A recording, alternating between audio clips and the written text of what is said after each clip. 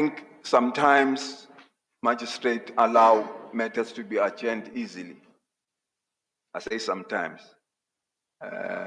One would not know why the matters are adjourned and people sit only for 1.5 hours. But it comes back to the effective and efficient case flow management. If you do it correctly at the beginning, you should be able to deal with those matters and finalize them speedily.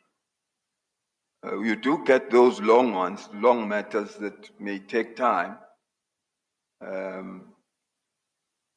But if you have done the planning correctly at the beginning, you should be able to finalize those cases within reasonable time.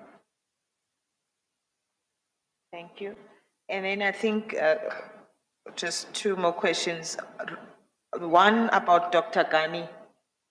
The one that I'm concerned about is the one where she says you treated a white male counsel differently to a black counsel that appeared before you. What's your comment to that? I don't know whether in relation to that one matter that she's complaining about. A white male counsel? Yes. And the other one was black? Yes. No, it was both white counsel. The other one was a lady, and just for her information, I must say that I actually worship the ground she walks on, that lady walks on, because she thought maybe I didn't treat her well, but that was not so. I treated them equally, but the unfortunate part is that the party involved was her son. So maybe that is why she thought, you know, I was being hard on the lady who was counsel for her son. But I treat everybody equally. You can ask any other person who knows me, they'll confirm what I'm saying.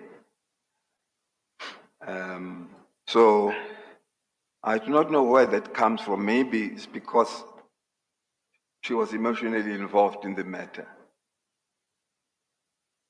Yes. And then lastly, with regard to the comments by Saula about the gender, that your appointment would not advance gender transformation.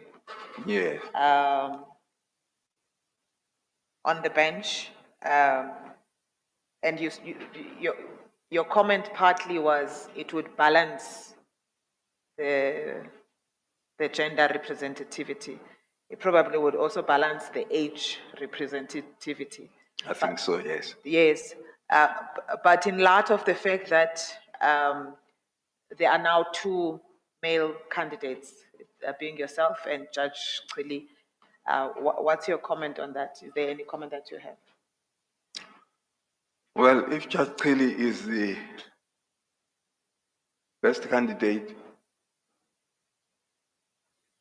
please recommend him. If I'm the best candidate, I'll be happy to be recommended. So I do not have a problem with Judge Cili being involved as well. Obviously, it is your decision. You decide who would fit the post best under the circumstances. Thank you. It is the decision of this body, not mine. Thank you, Judge Nkosi. Thank you, JP. Do you have questions for the candidate Premier? Thank you, Chief Justice. I do have a question. Good day, Judge Nkosi. Good day, Premier. No, I just have a general question to understand you better. Yes. You have acted as the Deputy Judge President in the province I just want to understand your noticeable or remarkable inputs to the division during your acting, and wish to understand how do you think that can assist the division in the future. The noticeable, if there are any noticeable or remarkable inputs in the division. Well, the inputs will be general inputs that are expected of a deputy judge president. Working hard, being up to date in everything, making sure that courts are functioning properly, everybody is on board. I did all of that, and it worked. And everybody was happy to have me on board. I'm not going to quote anybody, but everybody was happy to have me on board. Other things still have to work through them to improve access to courts, finalizing things quickly. Also how you accept members of the public. People are happy because that's who I am.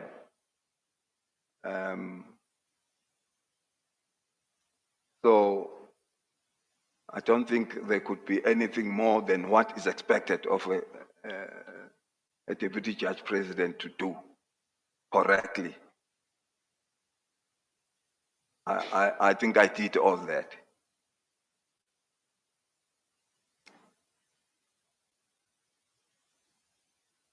I don't know if I've answered your question. No, I hope so. Thank you, Chief Justice. Thank you, Premier. Do you have questions for the candidate colleagues? Commissioner Nokies? Thank you, CJ, and good afternoon, Judge Ngosi. Good afternoon, Commissioner. Not JSC. Yeah, I mean, to be fair, let me ask you the same question I asked from Judge Trille. Can you talk on the importance of relations between judges, staff, and the other stakeholders? The importance of The importance of the relations between staff and the stakeholders.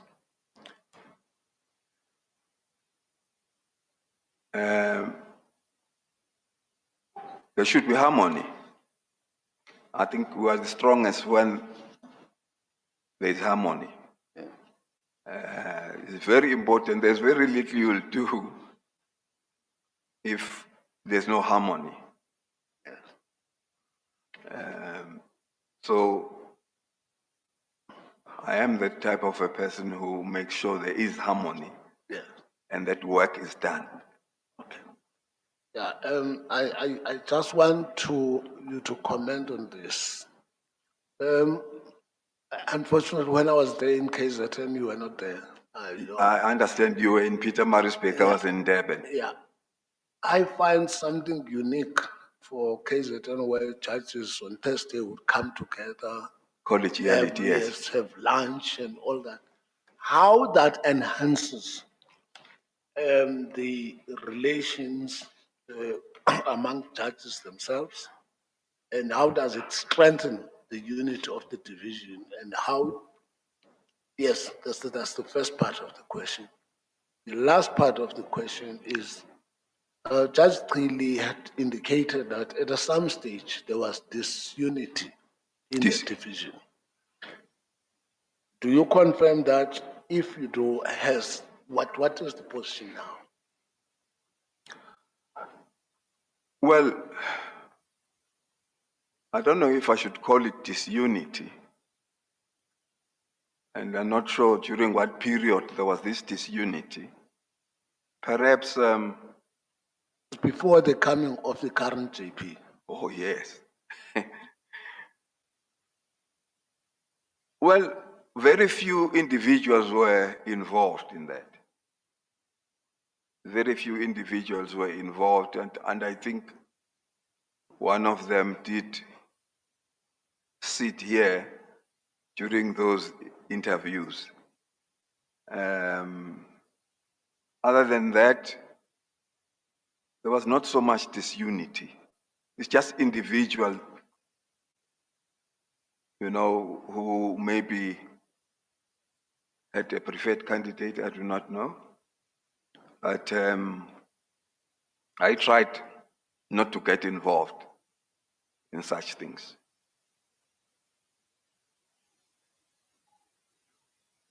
Thank you, CJ.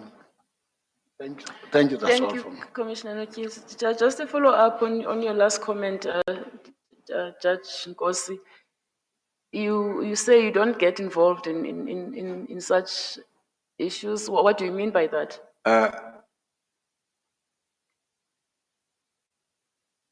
So, if somebody says, I like this candidate and not this candidate, I always avoid engaging people on those topics, because it's not a question of whether you like the candidate or you don't like the candidate.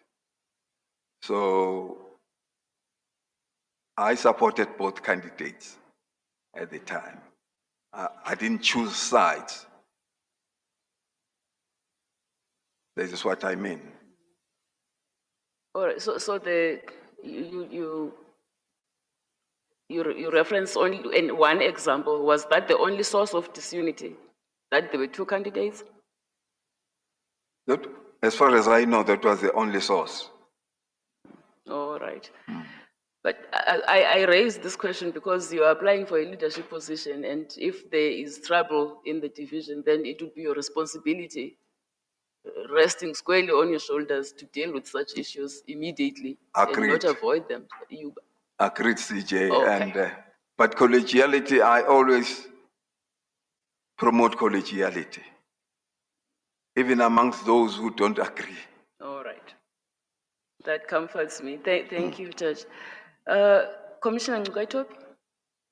Yes, good morning, Judge Nkosi. Good morning, Commissioner Toby. Yes, now it's just to follow up on the exchange you had with the Judge President, particularly on that objection by Ghani. Yes. Yes. So I hear your point that you worship the ground on which Advocate Julian walks. But I think the real issue is whether you respect her as an advocate in the equal way with the male advocates, because I don't think advocates are interested in whether judges worship the ground on which they walk. What they want is to be treated with respect. Yes, That's the nub of the issue. Can you just assure us on that issue? Oh, yes. I'm a very respectful person. Very respectful. I would never treat people differently because of who they are. In terms of gender, in terms of race, in terms of religion. So that's why I said I worship the ground she walks on, because I wanted to make a strong statement that I would never have done so with her. She's a very brilliant counsel, very brilliant. And I would never discriminate against her at all. All right, that's fine. I mean, that's your answer to the objection. Then there is a second part to that objection, which is that you gave an order, I think it's on the 17th of August, 2023 in open court. A request was then made for a written order and a follow-up to the office of the Judge President in March 2024. Nothing happened. It only surfaced on the, I think sometime in July 2024, which then frustrated their ability to ask for leave to appeal, which implicates you now as a DJP. in delays? As an aspirant to JP, in delays, how do you answer that part of the objection? No, I think the order they were asking for pertain to a divorce decree. It was not an interlocutory order that I granted last 2023. Was it 2022? I think I started that matter. No, this one is 17th October 2023. But in your response, just to help you, you admit that there was a delay, but you say that it was not your fault, it was at the registrar's office. Oh, yes. Oh, yeah. Yes. I think that was the final order, if I'm not mistaken. Was that not the final order? If I remember, it was the final order, which should have been.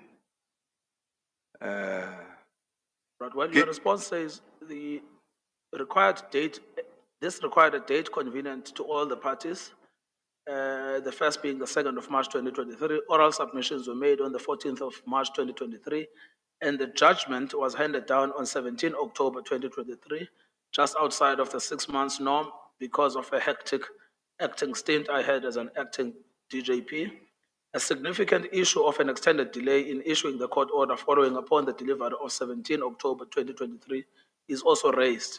So that is what you admit, and then you say, but Oh, yes. they should not have asked me, they should have asked the administrative people. Yeah. No, what should have happened there, once the judgment had been given and the order granted, the attorney who represented the party should have approached the registrar for the order to be typed. Now, such complaints are usually dealt with at that administrative level. Nobody ever came back to me to say, by the way, judgment is out, we have still not received the order, in which instance I would have asked my registrar to check and help them to find out where is the delay. Yes, except that they accuse you of being obstructive in the obtaining of the order, which implies that they did It tell was you. incorrect of them to do so. It's not a judge's function. It's not a judge's function to issue orders. I mean to make sure parties get orders. I had finished my part, gave judgment with the order. All that the attorney for the party should have done was to approach the registrar to get the order typed. Yes, look, I'm sorry about this. They say, look, you've given an order, ex tempore, fine. We've then asked you for the written order, and then you disappeared on us. No, that is incorrect. The facts are incorrect. Yes, no, that's what you say in your response, but I'm just giving you a chance to Okay. elucidate to us. Okay, no, that is incorrect. I never gave any extempore judgment in that matter, save at the beginning of the hearing, of the trial. Because that related to the access rights. So I gave that order, extempore, yes, extempore, before we started the trial. And there was never an indication that anybody wanted to appeal. It was not appealable anyway. It was an interlocutory order, which was not appealable because it only related to the access rights to the child, whilst the trial is running. So I didn't understand the complainant to be referring to that order. Yes, but I thought that you and the complainant are ad idem. that there is a judgment or an order you gave on the 17th of October. They asked for a written document proving it. You were nowhere to be found. Oh, And then you then say in your response, it was not my job, it was the administrative staff. no. I thought she was referring to the last order that I made. And they applied for leave to appeal, as you know. And I granted that. No, I didn't grant the leave to appeal, but there was one issue that is still outstanding in that matter, which relates to costs. And I know that matter is still sub judice because they are likely going to the SCA. Right, just the last point on this. I mean, what I'm really trying to get to is an explanation of the delay between October 2023 and July 2024 in them getting a document from the court. Whether you're saying, well, that's true, but it's not my problem, it's someone else's problem, or it's not true. Just trying to, I'm not trying to catch you, I'm just trying to, you to give an explanation. All right. Actually, I heard about that delay for the first time when the complaint was sent to me. I didn't know anything about that In these delay. proceedings, in this interview? Yes. Okay. Nobody ever approached me about any delay. So I would have helped if somebody approached me, although it was attorney's job to approach the registrar, but I would have helped because I always do help parties who need help. That is part of my job. So the real answer is it didn't come to your attention. Sorry? The real answer is it didn't come to your attention. It's not this thing that it was not your problem, but just no one brought it to your attention. That's the real answer. I just didn't understand how an attorney would not approach the registrar to get the order. And I'm only hearing it for the first time because of this interview. So I just didn't understand how it happened. And unfortunately, as I said, nobody approached me to say, Judge, please help us.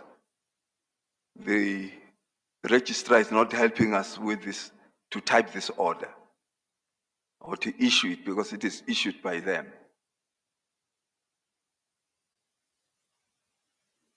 Thank you, Sir. CJ, may Thanks, I Commissioner. follow up, please? All right, let me just ask mine first. Just really, I'm sorry, I missed part of I got distracted. I missed part of the engagement you had with Commissioner Mukaito. Do you say you handed down this order in open court? Yes, So it was only the typing and the That's admin right. side of it that was outstanding? That's right. All right. No, that edifies my concern. But I just still want to raise something with you. You made a comment that you had done your part. Now it was for somebody else to ensure that the order was disseminated to the party or the parties. But I just want to caution you that you're applying for a leadership position, and ultimately the buck about everything that happens in that division rests at your door, Yes. your and the JP's door. So it is your responsibility. If there are failures in the registrar's office, for example, when parties complain, you're not going to point fingers at the registrar. You should have measures in place to Yes. ensure that the registrar and whoever, all the administration staff, actually perform their duties. Yes. And it's just your duty to do that. Yes. Unfortunately, I was not aware of this complaint. I always But you attend. do realize that when you assume a leadership position, you will assume the duty to ensure that those orders are actually Certainly. sent to the parties. Certainly, CJ. You understand that? Yes, no, I do. All right. Well, that's what judges do at the Constitutional Court. We have the staff who is paid to do that job, but things fall through the cracks and you can't afford that. Yes. So the responsibility rests on us to ensure that the court does its work to finality properly. Yes. Okay. JP Mlambo. Thank you, CJ. Good afternoon, Judge Nkosi. Good afternoon, JP. This is just a follow-up on this line of questioning, but the CJ has partly covered me. But what I want to check is, when you acted as DJP, didn't you have occasion to check the turnaround times in terms of which parties get their orders? Let me give you the context. In Gauteng, the turnaround time is 7 days. We have an electronic management system, and the secretaries, judges' secretaries know, and their judges know, that all orders granted in their courts have to be uploaded and provided to the parties not later than 7 days. So I'm just asking you, during your stint as acting DJP, whether you had occasion to look at this or whether you have a system. We unfortunately do not have a system in that division. But I suppose I'll have to, if you find that I'm the candidate for the position, I'll have to implement that. Okay, thank you, CJ. JP? Thank you, CJ. I am covered, but just for certainty, Judge Nkosi, I wanted to confirm, to just check with you in the ordinary course, once you have granted an order as a judge, what happens then? Well, the file is taken to the typist to type the order, Yes. so that when an attorney phones to find out whether the order is ready, has been issued, they can then come and collect it. And as you say, if you were aware that there was an issue with the order, you would have assisted. I would have sent my registrar or secretary to go and check and solve that problem. Yes, and just to confirm, CJ, also, I saw my name is mentioned in that letter. I never saw that complaint as well on Yes. my desk about this order. Yes. Thank you, CJ. Thank you, JP. So it rests on the parties to collect the order from the court. The registrar does not send the orders to parties. Well, it depends on the arrangement between the register. It goes to be typed, and then it is issued. I do not know if they send it to the parties or the attorneys come and collect it. I'm not so sure You're about. not sure. And in the case of a party, a self-representing party, do you know what happens? Sorry? In the case of a party that represents themselves, what happens? Where there's no attorney. Yes. So that's why I say, if I am appointed a DJP, I'll make sure that that process is streamlined. Yes, clearly there's a gap in Yes. the systems. And the court has actually, it has a duty to send its orders to the parties. Yes. If the parties choose to make its work lighter by collecting them, that's Yeah. fine. But the registrar should dispatch orders to the parties. Yes, no, I agree. Thank you, DJP. Commissioner Pillay? Thank you, Chief Justice. Good afternoon, Judge Nkosi. Good afternoon, Commissioner. Judge, on my calculation, you've been a judge for 13 years now. Yes. Can I ask you to look at paragraph 16 of your questionnaire, 16. 1-6, and you'll find that at page 10.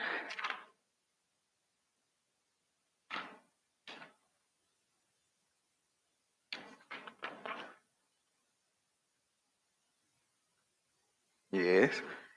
You ask there at 16.1, Judge, to list the cases where you have written the judgment which you regard as being the most significant. and it stated not more than 10. But you only provide, you're one of the unusual applicants that only provide 8 cases. I could have given more. I read somewhere that they mentioned about not less than 3 or something like that. So I thought maybe 8 cases would do. So we are not to deduce from that that you only have 8 significant judgments. Oh, no, There are more. there's many more. All right. As you can see from the SAFILI list that is also attached. No, I didn't attach it. There are actually many more Yeah. that are on SAFILI. So I just want to tell you that the immediate impression or the concern that jumped out at me when I read this was one about work rate. Oh, okay, no. And it was calcified by your next answer, which the question is which of these cases have been reported? And you indicate that only one of your judgments have been reported. Or is it Yes. only one of the 8? Only one of the 8. There was another one reported. I don't know why it doesn't show, but it's the matter that was decided by the full court of the Mpumalanga. They obviously overruled my judgment. So that is why it doesn't appear here. So how many reported cases do you have? It's Judge? only 2. You've got 2 reported cases. Yes. Then, if you look further on, you asked at 16.3 and 16.4 to list the cases, list the judgments which were unsuccessfully appealed in 16.3, and you say none. Yes. And in 16.4, you asked to list the cases where you were your judgments which were successfully appealed, and you say none. No, this was not an appeal. It's another division. Full court of another decision changed my decision. No, I accept that, but what the questioner is asking you is to list which of your judgments were successfully appealed and which of your judgments were unsuccessfully appealed. And in relation to both questions, you answer none. Yes, because none were successfully appealed. So in 13 years, not one of your judgments have been appealed? No.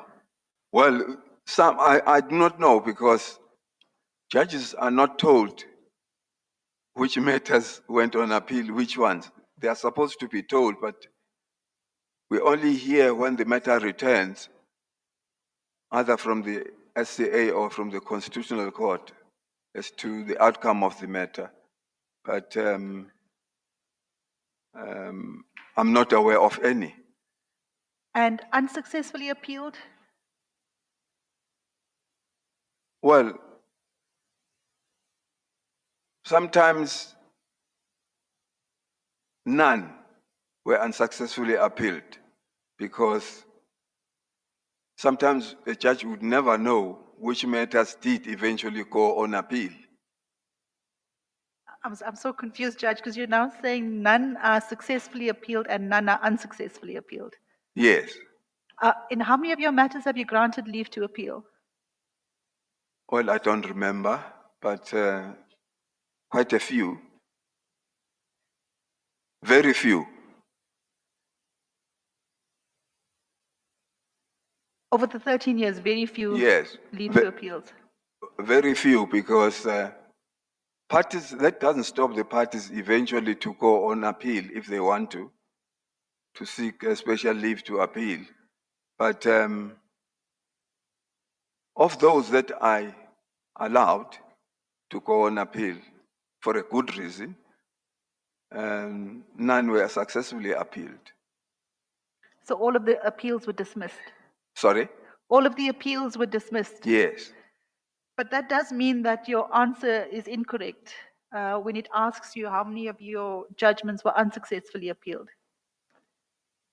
Well, Yes, I think maybe the question was not very clear to me. In the questionnaire or my question? No. Oh, I'm talking about the question here that, yeah, if I remember well, I think the PLA, not the PLA, did mention one matter which went to the SCA,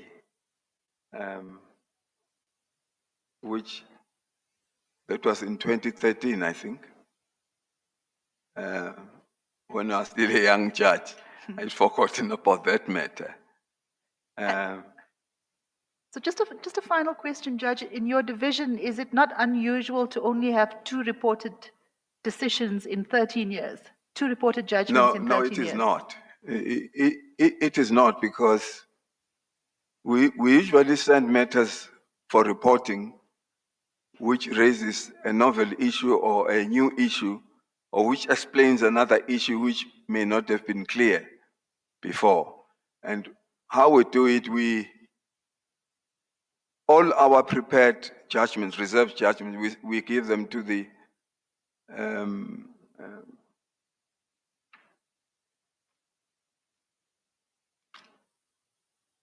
people who look into our judgments, who correct them, and their senior receives those matters and make them available to the reporting houses to see whether should this judgment be reported or not.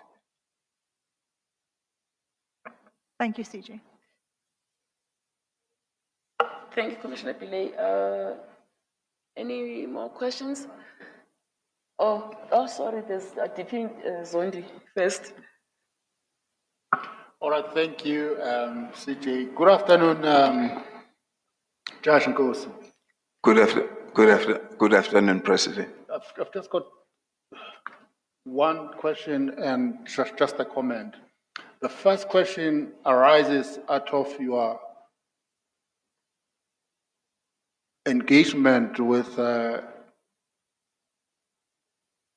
Commissioner Pillay. Now, regarding your judgment that have been appealed against, successful appeal against. And then in your statement you said the judge will not know which matters go on appeal. But surely before a litigant can take the matter on appeal, that litigant will have to approach you and apply for leave to appeal. Is that not so? Yes, that's true. So obviously, then you would know that this matter, I granted leave on this matter, or if you refuse leave, Yes. then that's it. Yes. Okay. And then my second question relates to the issues which you identified as challenges in your court. Now, those issues or those challenges and the manner in which you want to address them, is it part and parcel of the vision of your JP? Remember, you will be reporting to the JPA and you'll be doing whatever the JPA has assigned to you. So your vision must be aligned with the vision of the JPA. Yes. So that's what I wanted to establish here. Yes, The no. things that you have just outlined to us, that is the problem arising out of the late delay of judgment by the acting judges, the backlog, RIF matters, the pre-trial conferences. Is it part and parcel of the vision of the JP, and you share that vision? Yes, it is. Okay, and then just my last comment just relates to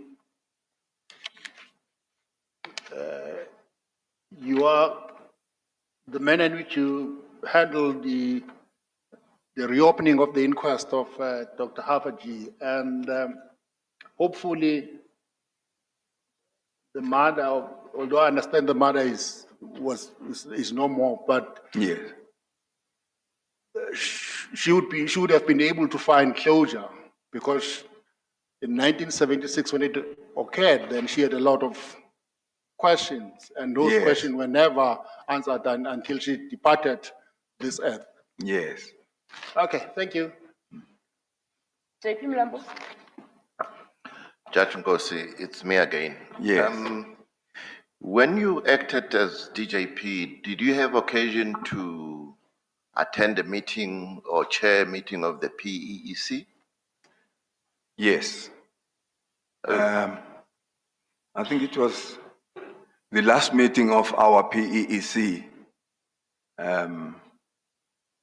I co-chaired it I see. with my colleague because I'm the chairman of the court performance committee. So I do need to know what is happening in the magistrates court as well. I see. So you co-chaired it with your colleague, who's that?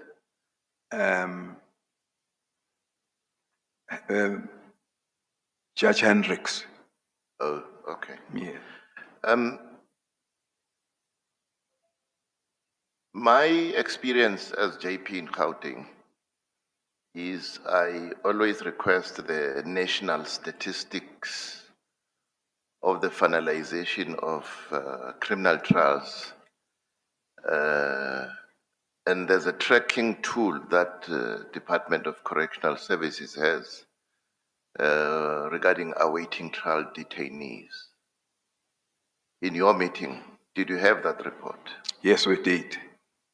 Am I correct that you realize that there's a perennial problem about the finalization of ATD-related trials in the regional courts? Yes, there is a big problem. Okay. So I'm asking you as an aspirant leader in the division, what do you think can be done to address that? Because you'd be the second most senior judiciary leader in the province, and you'll be cooperating with the JP to ensure that access to justice in the province is realized. Do you have any ideas how that can be addressed? I think, as I said, effective and efficient case flow management is the starting point. They must bring reports to explain why there are delays. And if there are problems that the regional court is facing, to put our heads together to see how those problems can be resolved. Otherwise, if not, they're left to account as to why the matters are not being finalized, why time spent in court is low. That should also be explained to the president of the regional court, obviously, but he must then file a report to the PEEC to explain why the statistics are so low. I think one can take it from there, from the reasons that are given as to why the matters take long to be finalized. Thank you very much. In terms of the perennial problem of the handing down of reserve judgments, or rather, before I go there, just a follow-up to the first one. This view that you're expressing now, is it a view that you hope to discuss, or did you discuss it with the JP after your experience in the PEC? It is the view that the JP is aware of. I see. Yes. Okay. And then in terms of reserve judgments, how do you think as an aspirant leader we can address this? Because it's a perennial problem. Taking account of the fact that we don't have judgment writing time as Yes. judges, you know that. Yes. And how do you propose we can deal with this? Reserve judgments, I think the norms and standards tell us everything we need to know as a judge. Now, the only way to maybe is if judgments are reserved for a longer period, people's names should be made known so that the colleagues would know that you have judgments that we have not delivered. Perhaps after 6 months, then maybe we should remind the judges to finish their judgments and maybe to explain themselves as to why this judgment has still not been delivered. Yes. Thank you, CJ. Thank you, JP. I see that there are no more hands. We have reached the end of your interview, Judge Ngosi. Thank you, We CJ. thank you for coming here to be interviewed. Thank All you. the best. You're excused. Thank you. Colleagues, there is an error in our agenda, which I picked up only now. It makes no provision for deliberations for this session we've just completed. So I propose that we go into deliberations now because we're running behind schedule, then take lunch thereafter. Any objection to that proposal? No. All right, thank you. Shall we clear the room, please?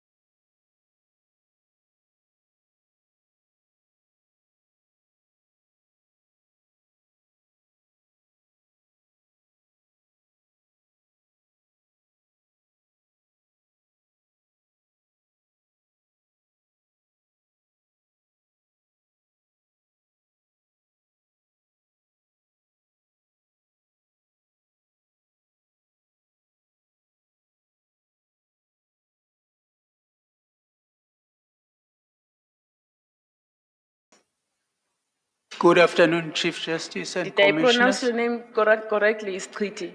Indeed, Chief Justice. Right. How are you? I'm fine, Chief Justice, under the circumstances. How are you? I'm fine as well. Thank you. Thank you, Chief Justice. You were born in Kofinvaba. Indeed, Chief Justice.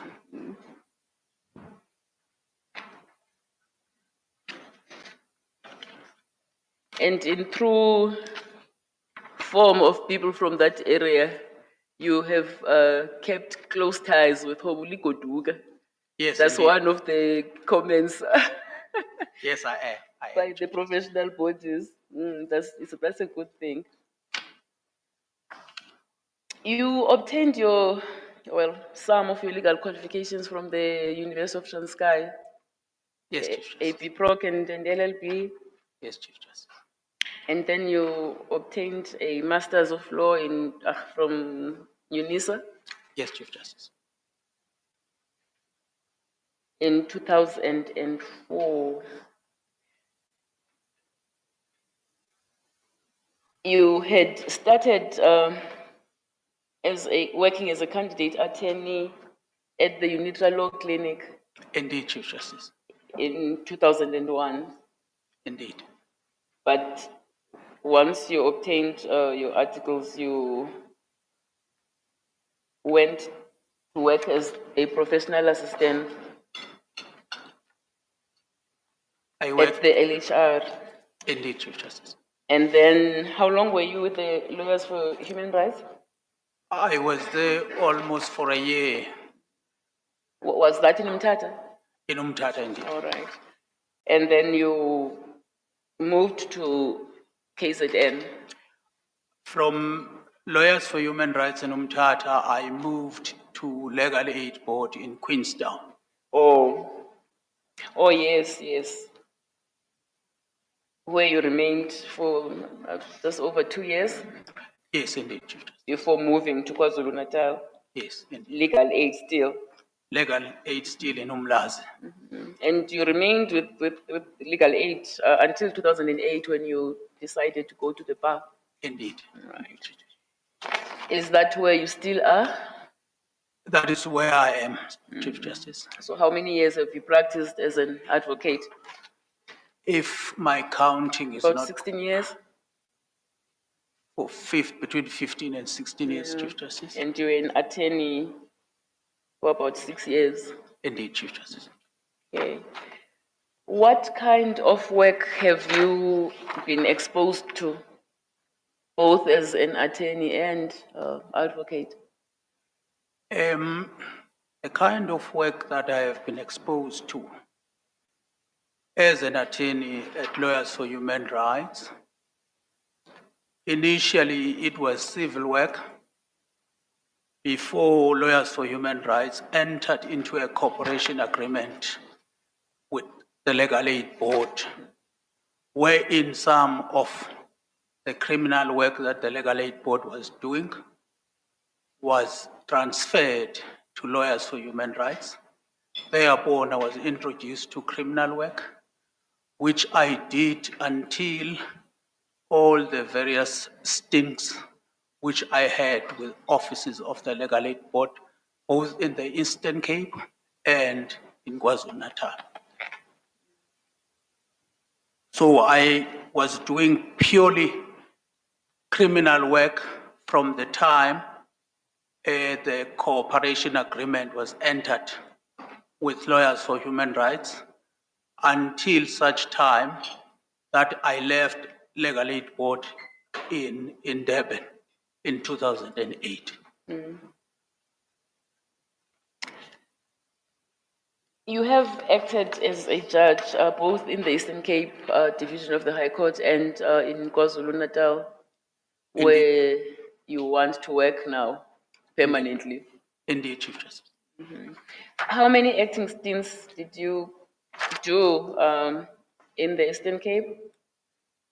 I had one acting stint in Eastern Cape, which lasted for about 7 month. weeks. Just over a month. And what kind of cases did you adjudicate during that brief stint? I had one criminal case which I presided over when I came there, and which I did not finish. And the JP then allocated civil work to me, which I did in Umtata, in Gqeberha, and in East London. All right. Then shortly after your acting stint in Mthatha, you were invited to act Yes, in this division. You want to join permanently. yes, indeed. While I was working there, I was phoned by acting Judge President Madondo to act for the session that was going to begin in 2013. And In you, 2023, I'm sorry Yes. about 2013. then you went back for another session last year. Well, two sessions, two further sessions last year, Indeed. and another this year until June. In fact, I had 3 sessions in 2023. Oh, I see. So in all, you have 4 sessions In all, in KZN. I've got 5 sessions in KZN. 5. I was invited to act for the session which started at the end of July and Oh, I ended see. sometime in August. All right. Did you pick up any reserve judgments during your last acting stint? I have a reserve judgment, Chief Justice. How many? It's one reserve judgment. It is one of the matters which I have referred to in my questionnaire. Yeah, you listed 3. I take it you delivered the other 2. The other judgments were delivered, but it was listed as a matter which was partly heard. I heard that matter during recess in July and concluded it. It is the one in which I have a reserved judgment. In fact, that judgment is with the researcher, and I got communication from her yesterday that she will be looking at it in the course of this week, going towards next week, and it should be ready for delivery sometime next week. All right. What kind of work were you exposed to in the KwaZulu-Natal division? I was exposed both to civil work and criminal work. And you wrote judgments, I wrote judgment. quite a few. I wrote about, when I counted, if my count is correct, I wrote about 28 judgments in total, including the judgments in the Eastern Cape. The one that is with the researcher will be the 29th judgment. Any reported? You've The- listed 4 reported judgments. Yes, there are 4 reported judgments, and those mainly are those when I acted in the Eastern Cape. All right.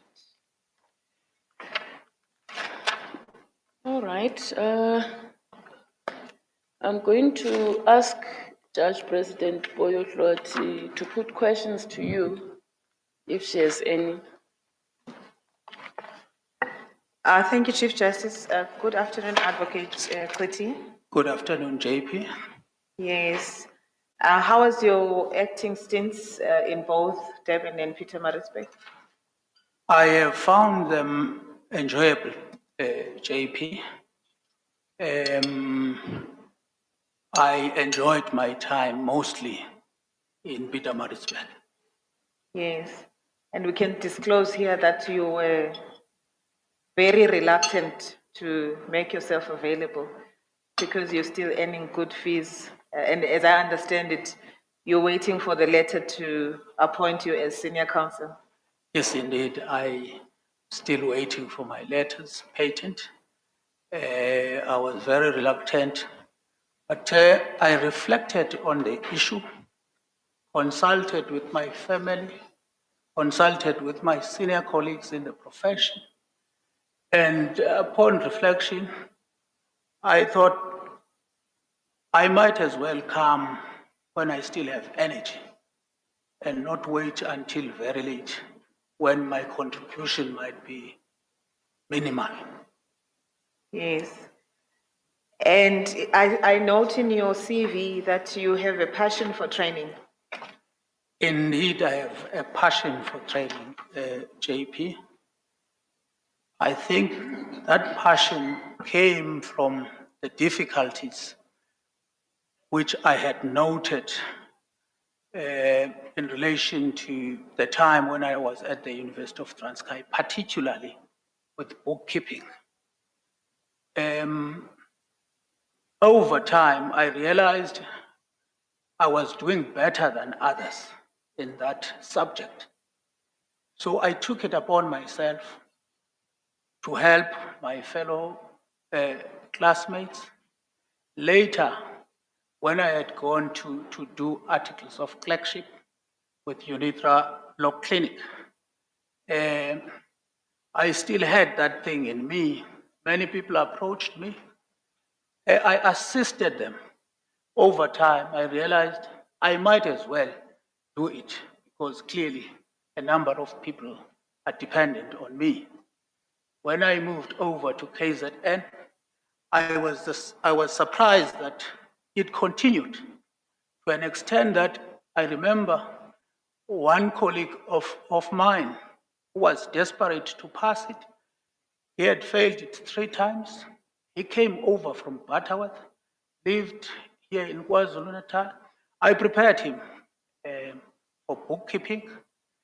And when it was time for him to go and write board exams, he went over to the Eastern Cape and he reported to me later that he had managed to pass.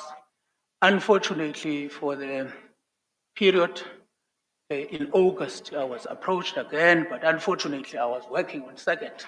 I could not be able to help, but usually, both in the sessions in February and August, I usually assist candidate legal practitioners with bookkeeping. And I saw that you continued with that. You still do, even though you're no longer an attorney, but Yes. an advocate.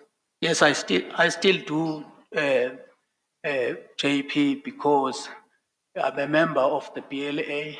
So by virtue of that, it is my responsibility to ensure that I continue to assist, despite the fact that I may no longer be an attorney, but an advocate. Yes. I also was requested by the Society of Advocates of KwaZulu-Natal to assist with tutoring in criminal law and procedure, and I have been doing that since 2021 to date. Yes, and should we just add voluntarily? You are not getting paid for it. Insofar as bookkeeping is concerned, I'm doing it voluntarily, but when the bar comes knocking to your door and say, would you be in a position to assist? You usually have to oblige, at least at the level of the bar. Yes. Then the other thing that you seem to have assisted greatly is the issue of briefing patterns when you were, either you are still serving or when you were serving in the bar committee. Can you tell us a bit about that? Insofar as the question, this is one of the problematic issues which we as the bar, I would say in KZN, are grappling with. It's an issue that we have found there, and we have found people who grappled with, such as the late Advocate Mkhize and Judge TV Norman. When the late Advocate Mkhize passed away and Judge Norman was appointed to the bench, we took it upon ourselves to continue with that, to ensure that those who came late to the bar do not find themselves closing shop and going home. So to that end, I've worked with one of my colleagues in one project in which we introduced juniors to eThekwini municipality. I prefer not to mention the colleague that we pioneered that project where we introduced junior members to the municipality in eThekwini. Thank you. And in acting in the KZN division, one of the great things that you have done for me as the JP in particular is that you agreed to do a criminal session on circuit in Scottbury, because that usually doesn't happen, that we send acting judges out on circuit, but you happily agreed to do that. I happily agreed to do it because I have got no difficulties per se presiding over criminal cases.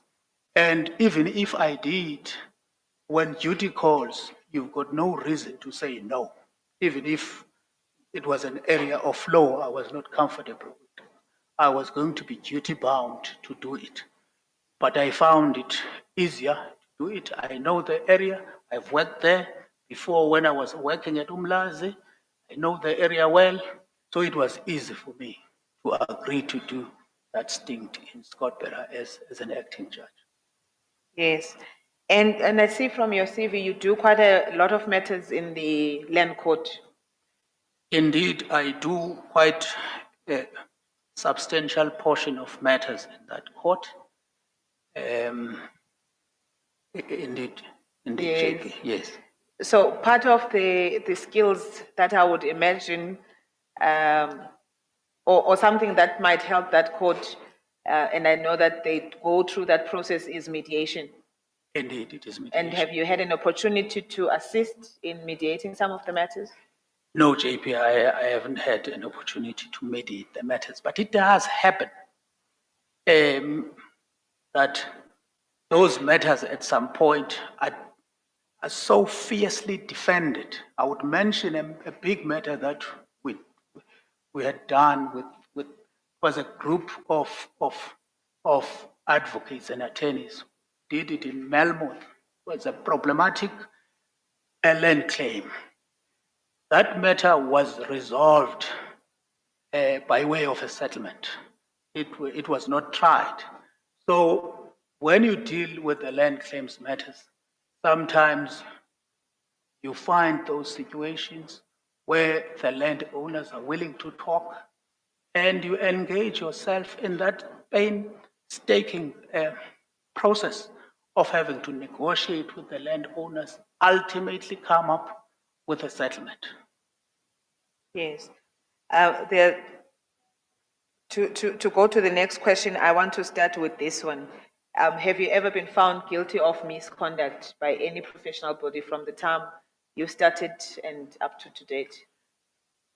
I have not been found of any misconduct. Yes. JP. This then takes me to the objection by, I think, the LSSA about the judgment that we are awaiting at the SCA. But more importantly, the judgment by Kanka AJ. I had an opportunity to read it, and without going to what the SCA might say or not say, what surprised me was the fact that if you want to, perhaps let me rephrase and say, if you want to issue a court order against a legal practitioner, what is the usual way in which we do that? It is set out in a number of cases, like the case of Black Sash, and many other cases. And we had drawn this to the attention of the court, that the procedure that they sought to adopt was incorrect at two levels, both substantively and procedurally. But despite us drawing that to their attention, we were never listened to. The procedure is that as soon as that order is contemplated, a rule nisi is issued, calling upon that particular legal representative to show cause why that particular order should not be granted. That is what we complained about. That if this is the order that you are contemplating, this is the procedure that you should adopt, so that we did not have to find ourselves having to defend the claimants on this side while we have to defend ourselves on the other side. But that was never listened to. We were indicted there, convicted, and sentenced without trial. Yes. I know that we're waiting for a judgment there, but my understanding from the discussions we had before you even made yourself available was that the one judgment was out and the SCA had, the appeal was upheld. And in your view, in our discussion, it was that that judgment and the one that we're waiting for a judgment from were almost the same in all respects. Indeed, if I would call these two judgments, Mavundulu and Luhluni judgment, the Luhluni judgment, the SCA deleted that order which related to us for the same reasons we had complained about, that this is not the procedure. If for one reason or another, the order which is contemplated would be justified, then at least the procedure, which is an established procedure, should be followed. The SCA in September of 2021 deleted that order which related to us and found that there was no justifiable reason why that order should have been granted. Now, insofar as the Mavundulu judgment, if one looks at that judgment, particularly paragraph 66, the honorable judge there says, I am bound by the Luhluni judgment. That on its own, once that judgment was set aside insofar as we were concerned, it followed naturally that the Mavundulu judgment, at least insofar as the issue of whether that claim was frivolous and vexatious, it had to take that course too. Yes. And then I'm not going to ask you about judgments because from the ones that I have seen, I don't have issues. But maybe my final question is, what in your view are the attributes of a good judge? And highlight for me those that you might possess if you have any. Judge President, there are many, but perhaps I might want to emphasize those that I might bring along with me if I am recommended for appointment. One of those is Ubuntu. It's courtesy. It's patience. A human being has 2 ears, but I recommend that one should be able to bring a third ear, so that in a situation where you are in court, you have formulated a prima facie view on the matter which is before you. You would have enough patience not to listen to 2 ears in terms of the prima facie view which you took, but use the third ear and allow a hearing, even if you have a prima facie view. So those are the attributes that if I were recommended for appointment, I would bring along with me. Yeah. CJ, I know I said that was my last question, but there's just one more that relates to that complaint again. In the other matter where they say you did not hear it because it sounds as if you ran away from dealing with a matter. That matter, I was in Devon with you when that matter came and more papers were filed. You came to discuss it with me because the other side was ready to proceed, but the other one was not ready to proceed. Maybe you can just tell us briefly what happened there. What happened in that matter, HDBJ had granted an interim relief and issued a rule on the 8th of September of 2023. The rule was returnable on the 15th of September 2023, which that date happened to be the date on which I happen to be a duty judge in motion court. A day before the hearing on the 15th, heads of argument came in that matter to my chambers through my registrar. I was reluctant to accept those heads of argument, but I decided against not accepting them. I said, perhaps there is something that is said in them. I took them, I considered them. The insistence in those heads was that the matter was to proceed. That surprised me because the matter was not allocated as an opposed matter. So when the matter was called, counsel who appeared for the applicant insisted that she wanted the matter to be heard, while counsel for the other side said the matter was not ripe to be heard and it was not set as an opposed matter. So it was not possible that the matter could be heard. So what I did was in motion court has to be fast. I requested the parties to speak and I stood the matter down to enable them to speak and craft an appropriate order. And indeed, I stood the matter down. When the matter was recalled, the parties had crafted the appropriate order, which was to the effect that the matter was going to be adjourned sine die. The respondent was granted leave to supplement its answering affidavit because there were expert reports which were filed by the applicant in the replying affidavit. So I granted them leave to supplement. And then the further order which I granted was one which said they had to approach the senior civil judge for them to allocate them a preference in the matter in view of the fact that it was an urgent matter. But the rule remained in place.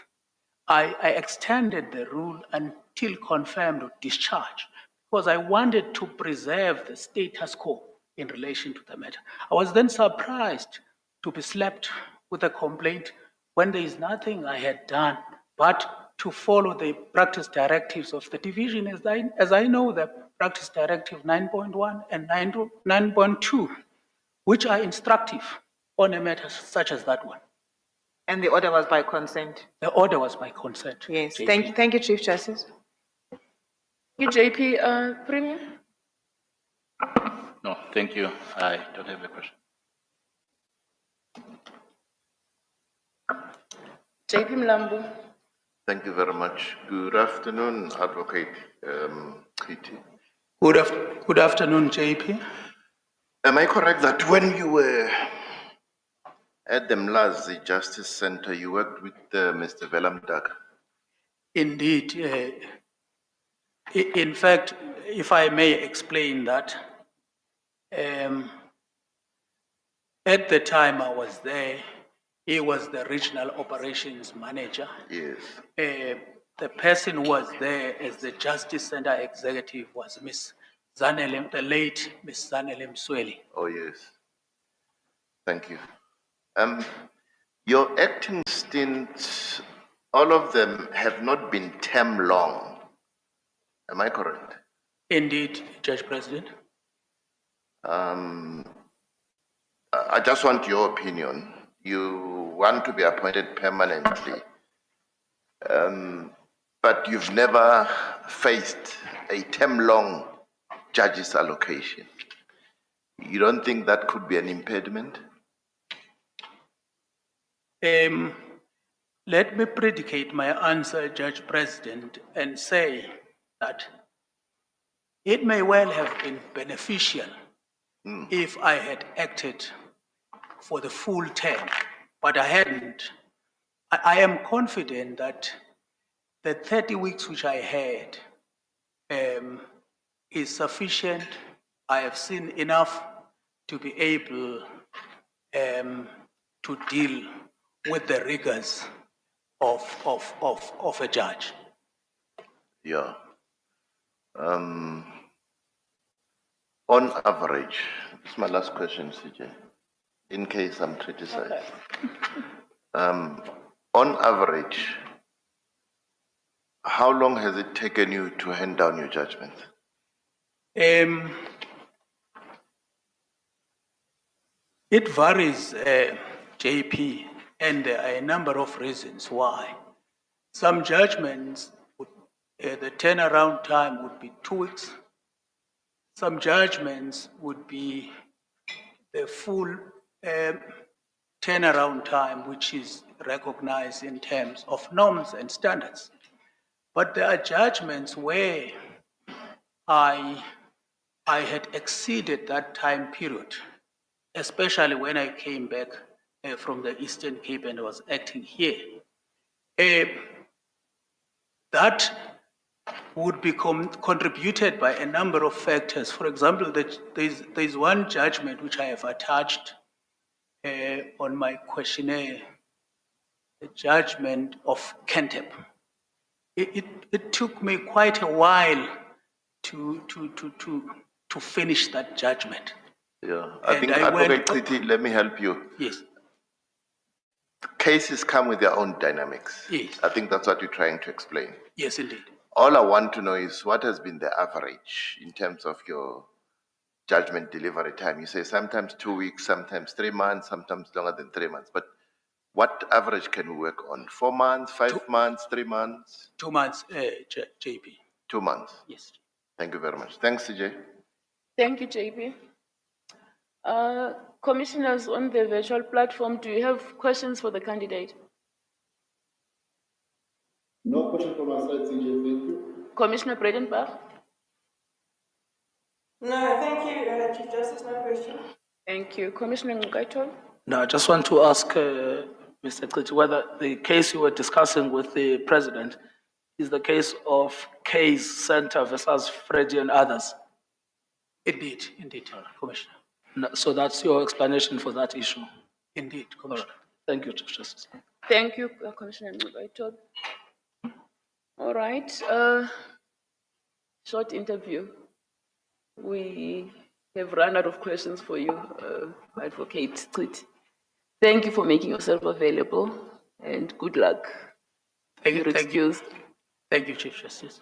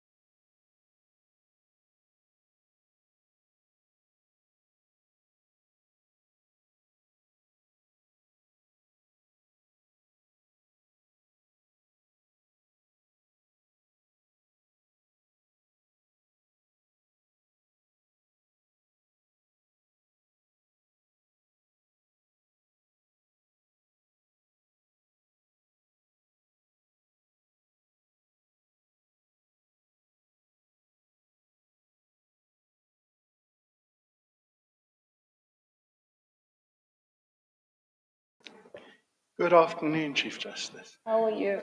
I'm well. All right.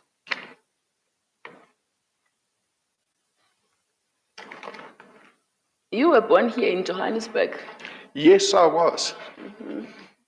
but then you went to study in KwaZulu-Natal. Why did you not study at Wits?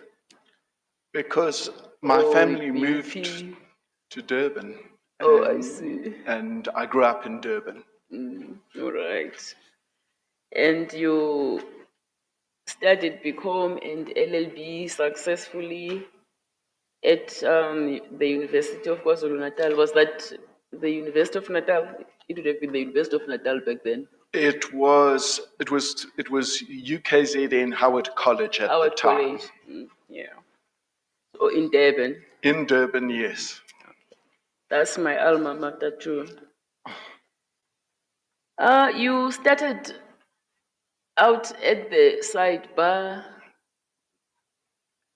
was a professional assistant, worked your way up to director partner, and then decided to join the bar after how many years? After 6 years? Well, 6 years, including my Including article, articles, yes. including my articles, yes. 1 year as a professional assistant, and then 3 years as, 3.5 years as a director of DITS Incorporated. Yeah. And you've practiced as an advocate since 2000? Yes. And your areas of interest, as appears from your papers, are the ones the judiciary has particular interest in right now. Not that I'm giving you any hopes or anything. You have a special interest in commercial litigation, and you do insolvency, company, tax, and intellectual property law matters by and large. Yes, a lot of insolvency and a lot of company law as a result, yes. And you have sat in various insolvency inquiries. Too many to remember. Right. And you have been, well, you've done a lot of things for the Society of Advocates of KwaZulu-Natal, which you are currently serving as a secretary.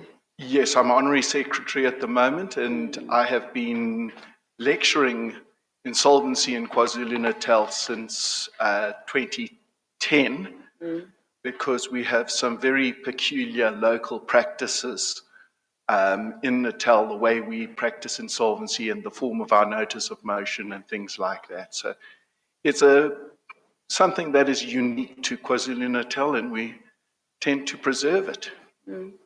Good. And you continue to lecture to date? I still lecture. I'm still part of the pupillage training. I will be lecturing the pupils within the next month as well, and I have lectured, as I said, since 2010.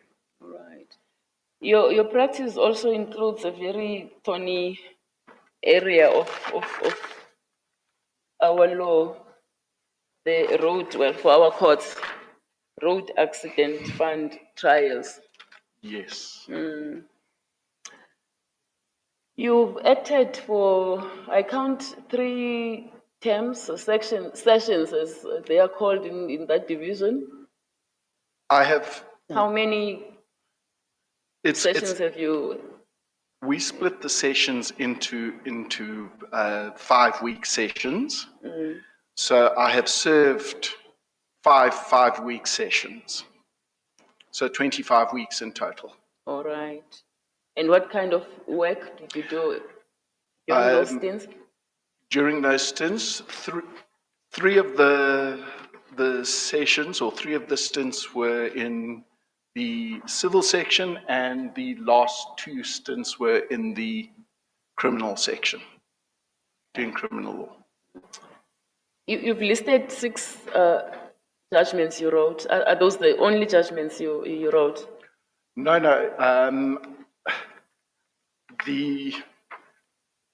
I've written 27 judgments, but a lot of them have come out after the application was put in.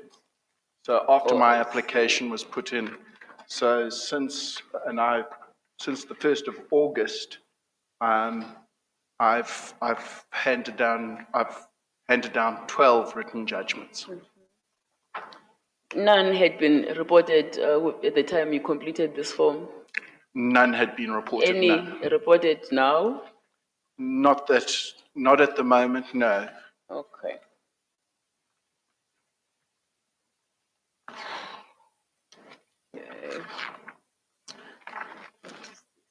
Okay.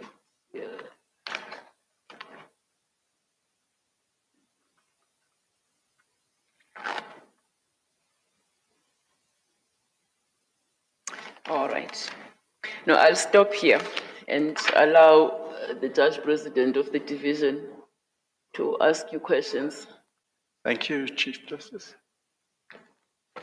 Thank you, Chief Justice. Good afternoon, Advocate Harrison. Good afternoon, JP. I understand that you were also recommended for the status of silk, but you still have not received a letter. That's correct. We've been waiting for quite some time now. Yes. And when you were acting in the division, how did you find the acting stints? I had fun. They were enjoyable. Yes. I don't want to tell the commissioners that we regard you as talking a lot in between the corridors, but that's why you had fun. Just on the insolvency and business rescue matters, indeed, that a very limited number of practitioners have expertise in that area, and I see that you've practiced in that area for quite some time. Have you done anything to empower other colleagues so that they can be able to understand that area of law? Well, that's where the lecturing has come in. I lecture a specific lecture on both insolvency and then a separate lecture on business rescue to every pupil, and I've done that for every pupil since 2010.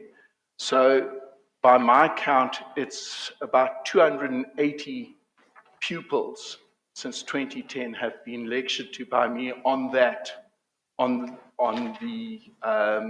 business rescue, insolvencies and liquidations. In addition to that, in all of my current matters in which I'm currently involved, I either have a junior who is either a woman or a person of color in all of my insolvency matters that I'm currently involved. So that is also part of the empowerment and passing on the knowledge. Thank you. And I must say that recently I had an opportunity to be invited by Advocate Makola SC. He's now the convener of the trial advocacy, and they had a whole week session training advocates for free. I was quite impressed by what the GCP does in relation to empowering upcoming legal practitioners. Have you ever had an opportunity to be part of those? Well, I have done Pamula both last year and then I assisted again this year. I also just did the records going back only to 2016, but since 2016, I've been part of the training of 142 pupils at the Durban Bar. And when I say training, I was involved in a training exercise. So I did what we call the method, and I was involved in training all 142 at one stage or another. So yes, I've been involved in that, and I've lectured and presented at Pamula. And the acting stint relating to criminal law, When had you done criminal law before? Before you did your acting stint? You did a term for criminal session? Yes, I did. Yes. Prior to that, I had done what was in the old days the Prodeos. That was in early 2000, and I'd done a few Prodeos then. And prior to that, when I was still an attorney, I had done 5 or 6 criminal matters. And are you happy with the work that you did and the judgments that you produced? Well, yes, I am happy, but I've given leave to appeal on one of the sentences in one of the matters, and that was that's something that I believe that whilst I'm happy with my judgment, the state conceded that they thought there may be a prospect that another court may come to a different decision. And so on that, I granted leave to appeal. Yes. And also during your acting, the one thing that I was particularly happy with, whenever you were done in court, before you reached your chambers, you came and reported that you were done. Is there anything else? And of course, I would give if there was. But that's one thing that was commendable, because people tend not to come and report that they're done, so that you can see if they can assist in any other way. So if you do get recommended, don't change that. No way. Yes. And also the one area that you assisted on as part of the bar, I embarked on a project of doing appeals during recess by the bar. Maybe you can tell how you assisted there. Well, in my position as honorary secretary, I not only helped to coordinate, but I also found colleagues at the bar who were able to help with criminal appeals. And so what we did over a period of 2 weeks, we organized that members of the bar, and always either people who had acted previously or senior members were then put with previous acting judges, so that we could deal with the backlog of criminal appeals. There were generally 2 criminal courts sitting per day, and with that, there were normally 2 or 3 appeals in each court. So if you do the maths, we dealt with nearly 40, at least 40 criminal appeals during a 2-week period through the assistance of the bar and the bench working together.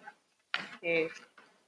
And finally, on my side, Advocate Harrison, and maybe just to mention that because you stay in between Maritzburg and Durban, you did both Maritzburg and Durban, and whenever somebody was not available, you easily stood in for them. Yes, it's because of the nature of my practice and the insolvency work that I do, appearing in Maritzburg isn't a problem. So yes, it was an easy thing to do. Yes. I did not see any objections from the professional bodies. They seem to be all complimenting. So the final question from me would be, if recommended, what value would you be bringing to the bench? I've been a team player in a lot of sports teams, and I think that each one has their own value as part of a team. And I think that as a team player, I would be bringing commercial experience to the team that you're building in the KwaZulu-Natal division. Thank you, CJ. Thank you, JP. Do you have questions for the candidate premier? No, thank you, CJ. No question. JP Mlambo. Good afternoon, Advocate Harrison. Yes, good afternoon. Am I correct that you've acted for a total of just over 3 months? 25 weeks, yes. That's over 3 months. Yes. You've not had a term-long acting stint? The longest session that I spent was this last session, which was I did back-to-back criminal sessions for 10 weeks. Yeah. And, you had 10 weeks acting stint? Yes, That's a term-long appointment? yes. Okay.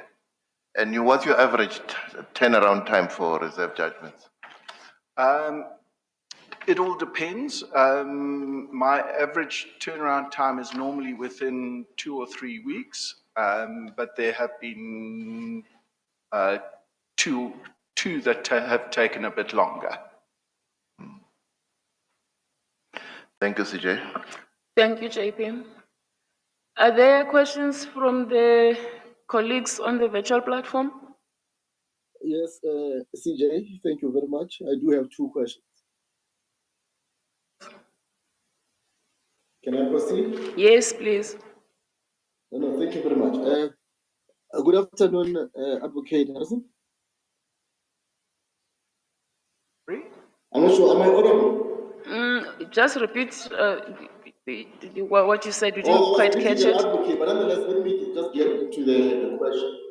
The first question that I want to ask you, it is something that I'm happy that you are practicing in the area, and certainly we really need judges who really understand insolvency law. My question is on the thing that is happening in the industry currently. There is a question whether creditors that came after business rescue has been commenced, whether they can participate in a meeting called by the business rescue practitioner to consider the business rescue plan. I'm not really sure if you have seen the debate and what are your views in that respect. I think that you've highlighted one of the lacunas in the business rescue legislation that has been identified for quite some time. That in insolvency, you have a formal procedure which is recognized under Section 44 of the Insolvency Act in order that claims can be properly registered and dealt with. And this then is a lacuna in the business rescue legislation, because who is to determine what is a creditor? Because what if the debt is disputed? This debate has been going on for quite some time and is generally having been dealt with on a case-by-case basis. For me to express a view as to where it's going to go is something that I think needs to be a development of our law, that we need to develop a mechanism in which creditors' claims can be properly listed and or debated, because bearing in mind that, as I said, Section 44 of the Insolvency Act has very specific provisions on how a claim is proved and how you can interrogate it. So I think we need to develop mechanisms to introduce that into the business rescue field. Advocate Harrison. Let's forget about the Insolvency Act. We're talking about business rescue in Chapter 6 of the Companies Act. Yes. And in that particular chapter, there is a definition of affected persons. Yes. And creditors are part of the affected persons. So I'm asking you in that context, these are people that have been declared to be creditors. Now the question is, if they came as post-commencement creditors, are they entitled to participate in a meeting called for the purposes of ascertaining whether the plan should be adopted? This has nothing to do with the Insolvency Act. No, I accept what you're saying. What I was talking about is that your question is about post-commencement creditors. Post-commencement creditors can only come about if there has been a plan has been put in place. But the point being that if you are a creditor, yes, you are an affected person, and yes, you must be heard. And we've had numerous cases, even in our division, on where creditors have been fighting about the right to be heard in those proceedings. So the answer is yes, we need to develop that area of our law. Actually, there have been recent developments, but nonetheless, let me leave that question and go to another one. I see a lot of cases, a lot of judgments where people who ought not to be sequestrated are being sequestrated. What I want to ask you is, can a trustee bring a sequestration proceedings against a debtor without having first required the debtor to pay the amount? And here I'm taking you back to Section 8 of the Insolvency Act. Sorry, Section 8 of the Insolvency Act are the deemed acts of insolvency. Yes, the acts of insolvency, you are quite correct. Sorry, I don't understand how you can ask whether a trustee can bring an action based on Section 8. The Section 8 is the deeming provision for deeming a person insolvent in terms of the Insolvency Act. Okay, let me clarify the question. What I'm asking is, can the trustee bring an application for a sequestration using any of those acts of insolvency as a gateway to someone that they have not required them to make payment of the debt upon which the application is based? The answer to that is obviously something which has been looked at for quite some time, and going back to the Baden-Horst rule, as to whether the debt is genuinely disputed or not. But if there is a debt and if there is an act of insolvency, then yes, you can bring those proceedings. You can invoke the provisions of Section 8 of the Insolvency Act. But can that be done when a debt is not yet, or a request is not yet been made that the debt must be satisfied? Can you just go to court on sequestration first?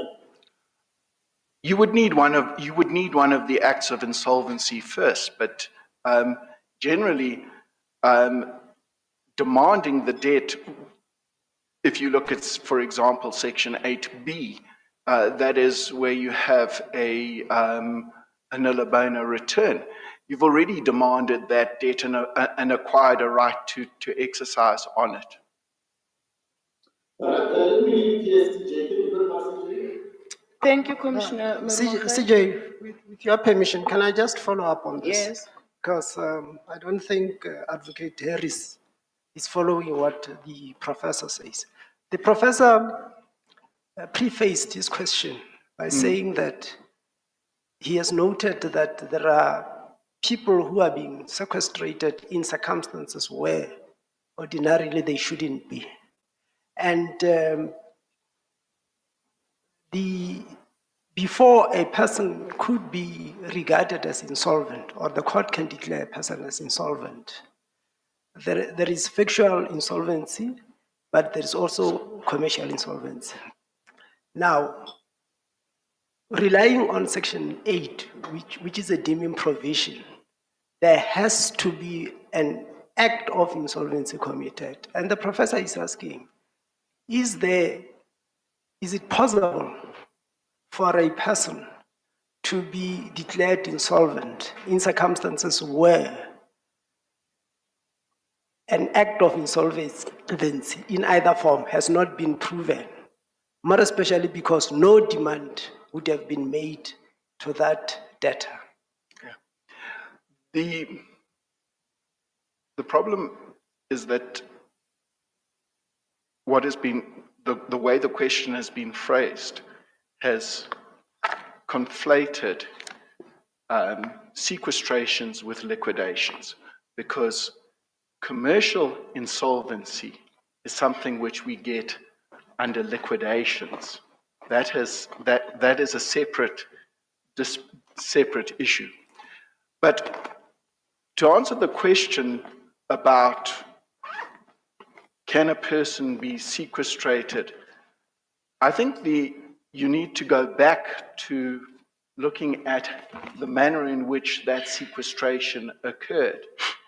And I'm very aware that when I lecture on sequestrations, that I remind all the people in KwaZulu-Natal of a very fine judgment in the Joburg division of Castleton versus Stride, which says that you have to have personal service of the papers because you are dealing with you're dealing with a status matter. So that in and unto itself is a protection against sequestrations. As to whether a person can be sequestrated before a demand has been made is entirely dependent upon the factual circumstances and the factual matrix of a case. And it is almost impossible to give a one answer that fits all.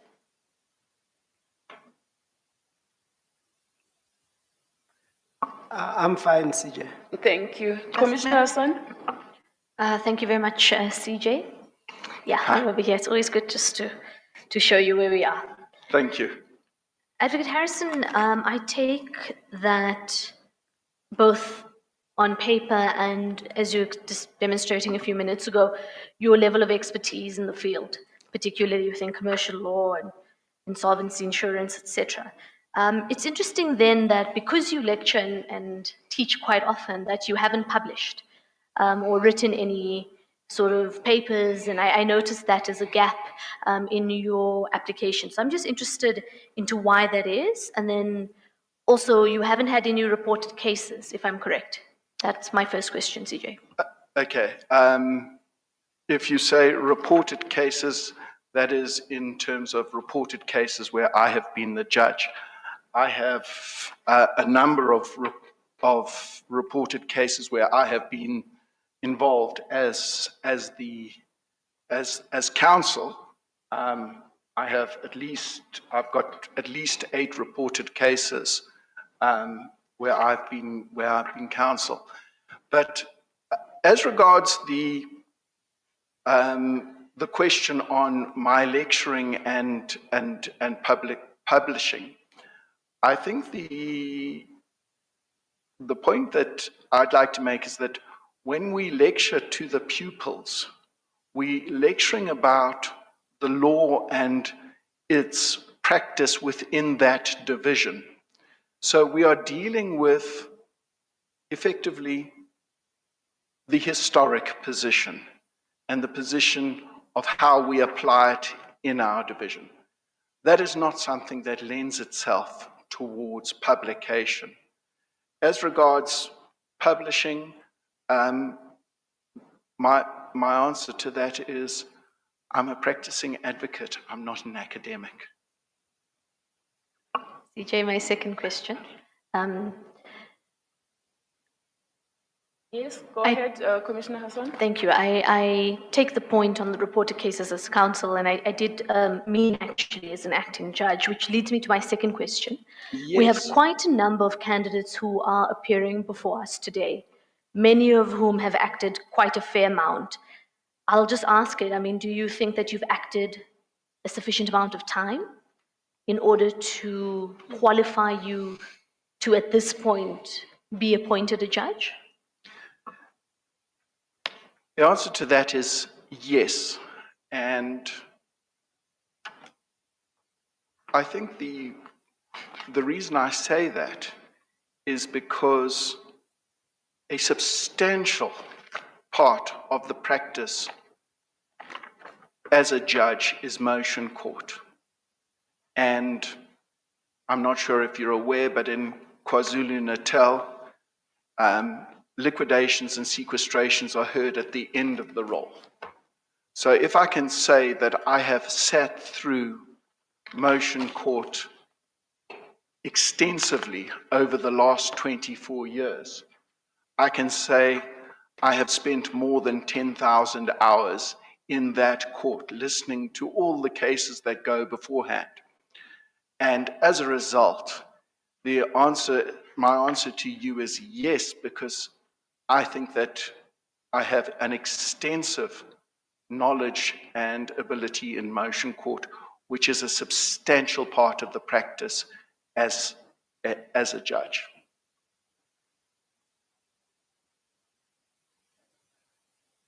Commissioner Pillay?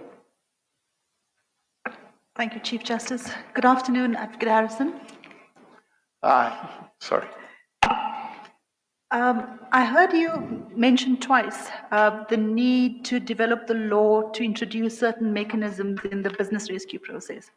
How do you see that development taking place? It's going to occur at two levels. One is it's going to occur through the conduct of the business rescue practitioners developing their procedures for it. And secondly, through the courts testing whether those procedures are in fact stand up to scrutiny and are inclusive in incorporating all the creditors' claims. All right. And then as a judge, if you were to consider a development of the law, of the common law, how would you go about doing that? Well, first of all, I would hope that I'd have experienced counsel in front of me who would be able to give me good detailed heads of argument. And the way to develop the law is to take pieces of all the different cases that have gone beforehand, and what you then do is you put them together as a composite moving forward. And where does the Constitution feature in this exercise that you're conducting? Well, the Constitution would feature in that everybody has the right to be heard, and everybody has the right to appear before either a court or, in this instance, a quasi-judicial hearing, which a meeting of creditors is in many respects. Sorry, Chief Justice. I think I want to follow up. You see, because I don't understand now, Advocate Harrison. Because you want to develop the common law, but you are not telling us what is the role of the Constitution in the development of the common law. Well, all I'm saying is I was asked the question, what is the role of the Constitution in all of this? And the Constitution preserves the right to be heard and the right to be seen. And I'm saying that this is also part of developing the law on business rescue, that you need to develop it. I'm not asking you about the role of the Constitution in a hearing.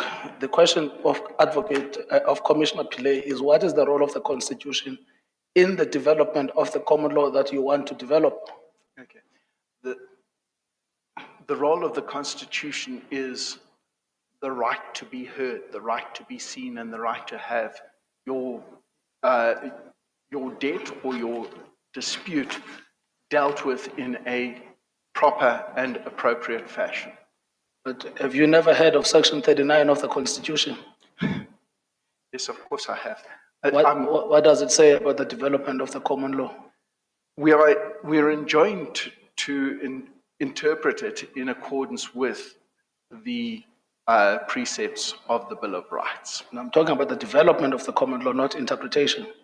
Yes, but that's what I'm saying is exactly what you're saying is that the common law must be developed bearing in mind the precepts of the Constitution. And the other thing I couldn't understand is the question by Commissioner Hassan. You say that in your CV, I've now looked at your CV, you say you also lecture. She then says, why don't you publish? You say it's because I'm a practitioner.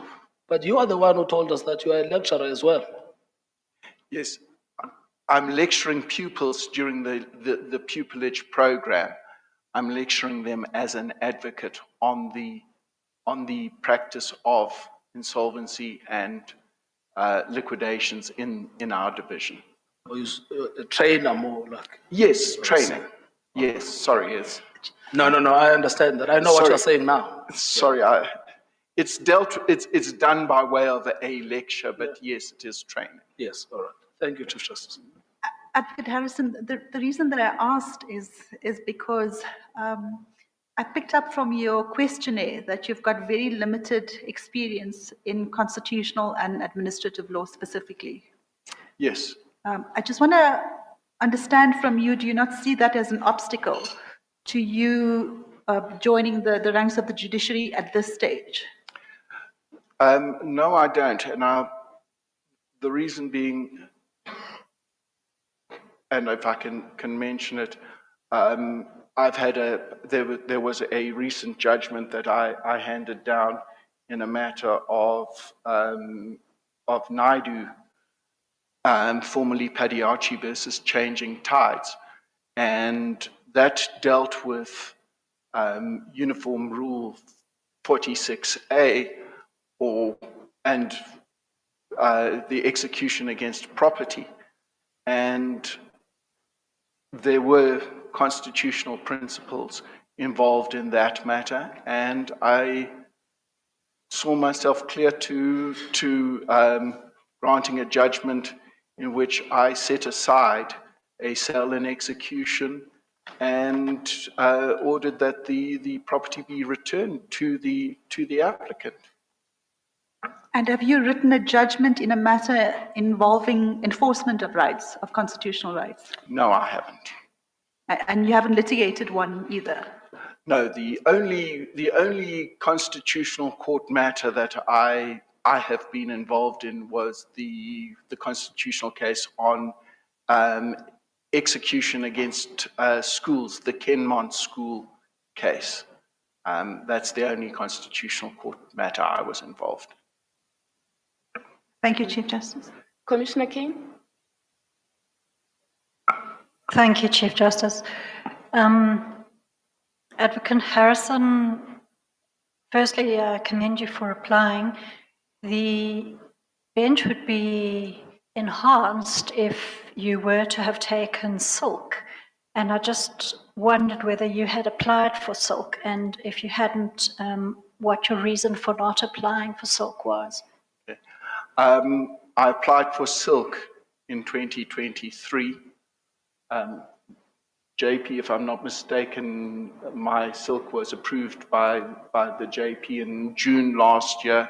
And I have been one of those that have been waiting since then for the conferment of silk. Thank you. That answers the question.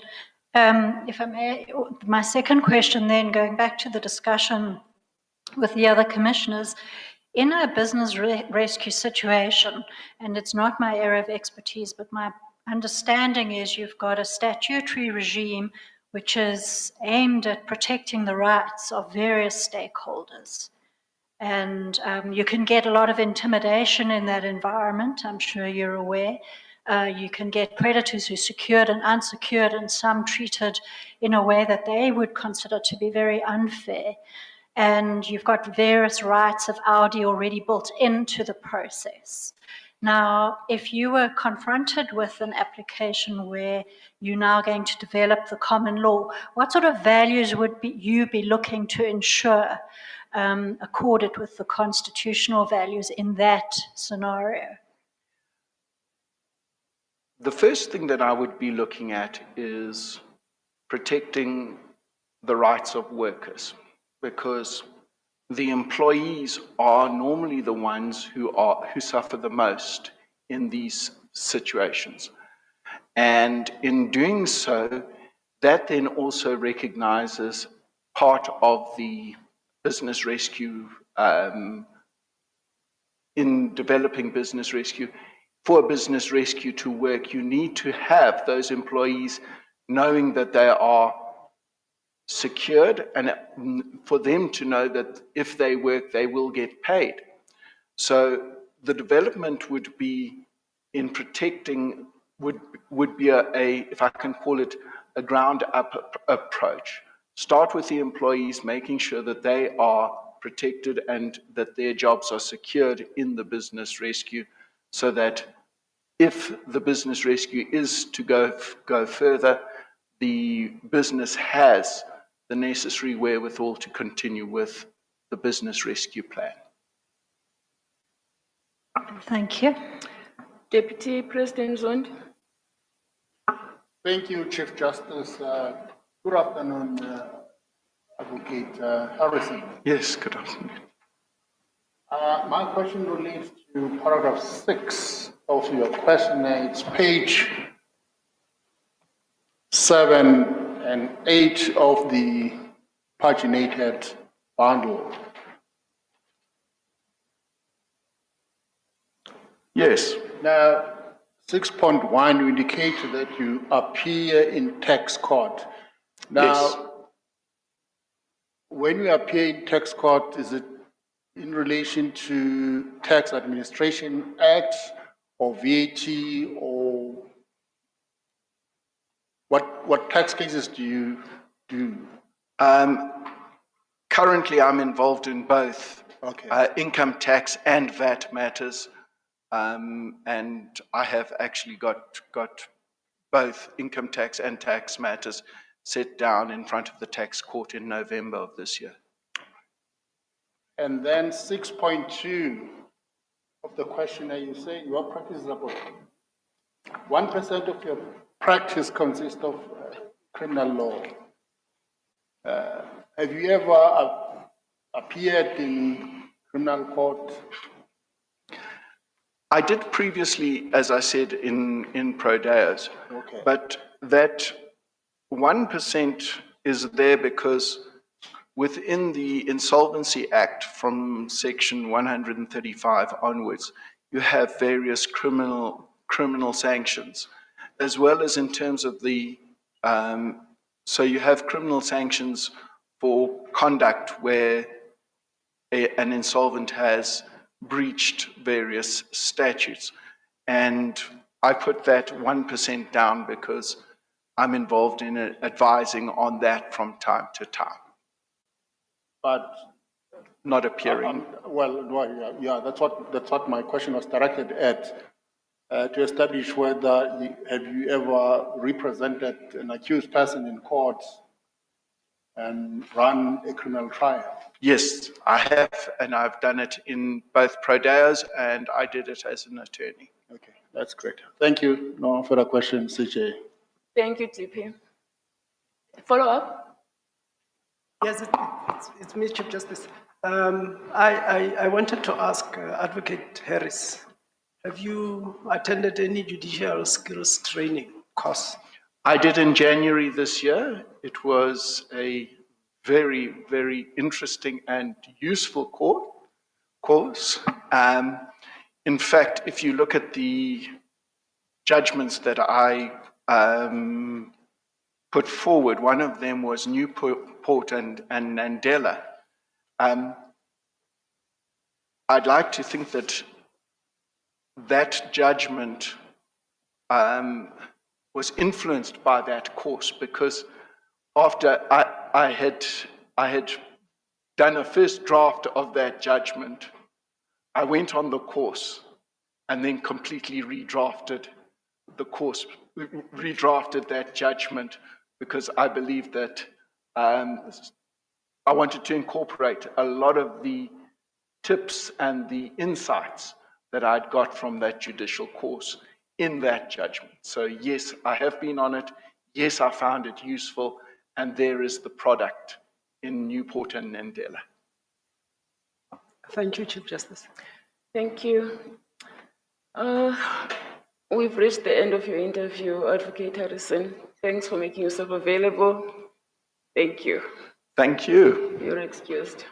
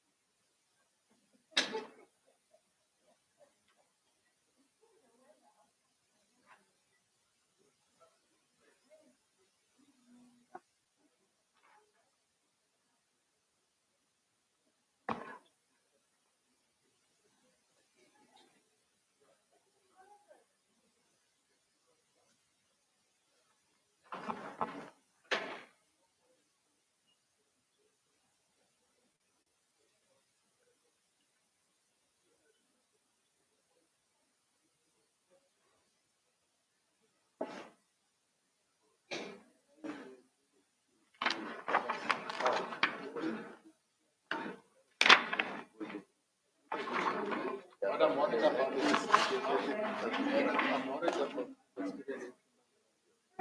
He has none. You said in the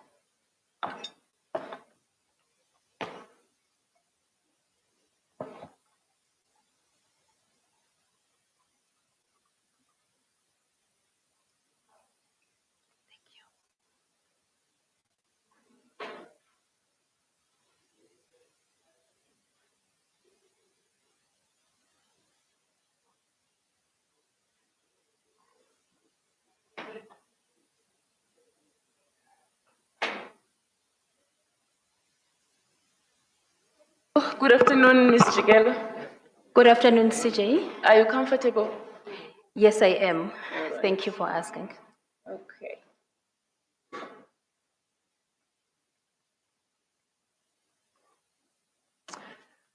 You come from my hometown, Mthatha. Yes, CJ. You were born there. I was born and bred there. And you also worked a little bit at Tata Magistrates Court as a state prosecutor. yes, and you also obtained your legal qualifications there Correct, CJ. at the University of Transkei. Yes, A BURIS and LLB. that's correct, CJ. Okay, you were not in one of my law classes, were you? CJ, I did not want to say this, but I was one Which of your one? students in the interpretation of statutes. Oh my goodness! I hope I did not suck as a teacher. No, did you you enjoy didn't. my classes? Be No, you careful how you didn't. answer that question. You didn't, CJ, because I passed that course. All right. I was very young then. As you've already mentioned, you worked for a spell as a prosecutor in the magistrates court. That was just over 4 years.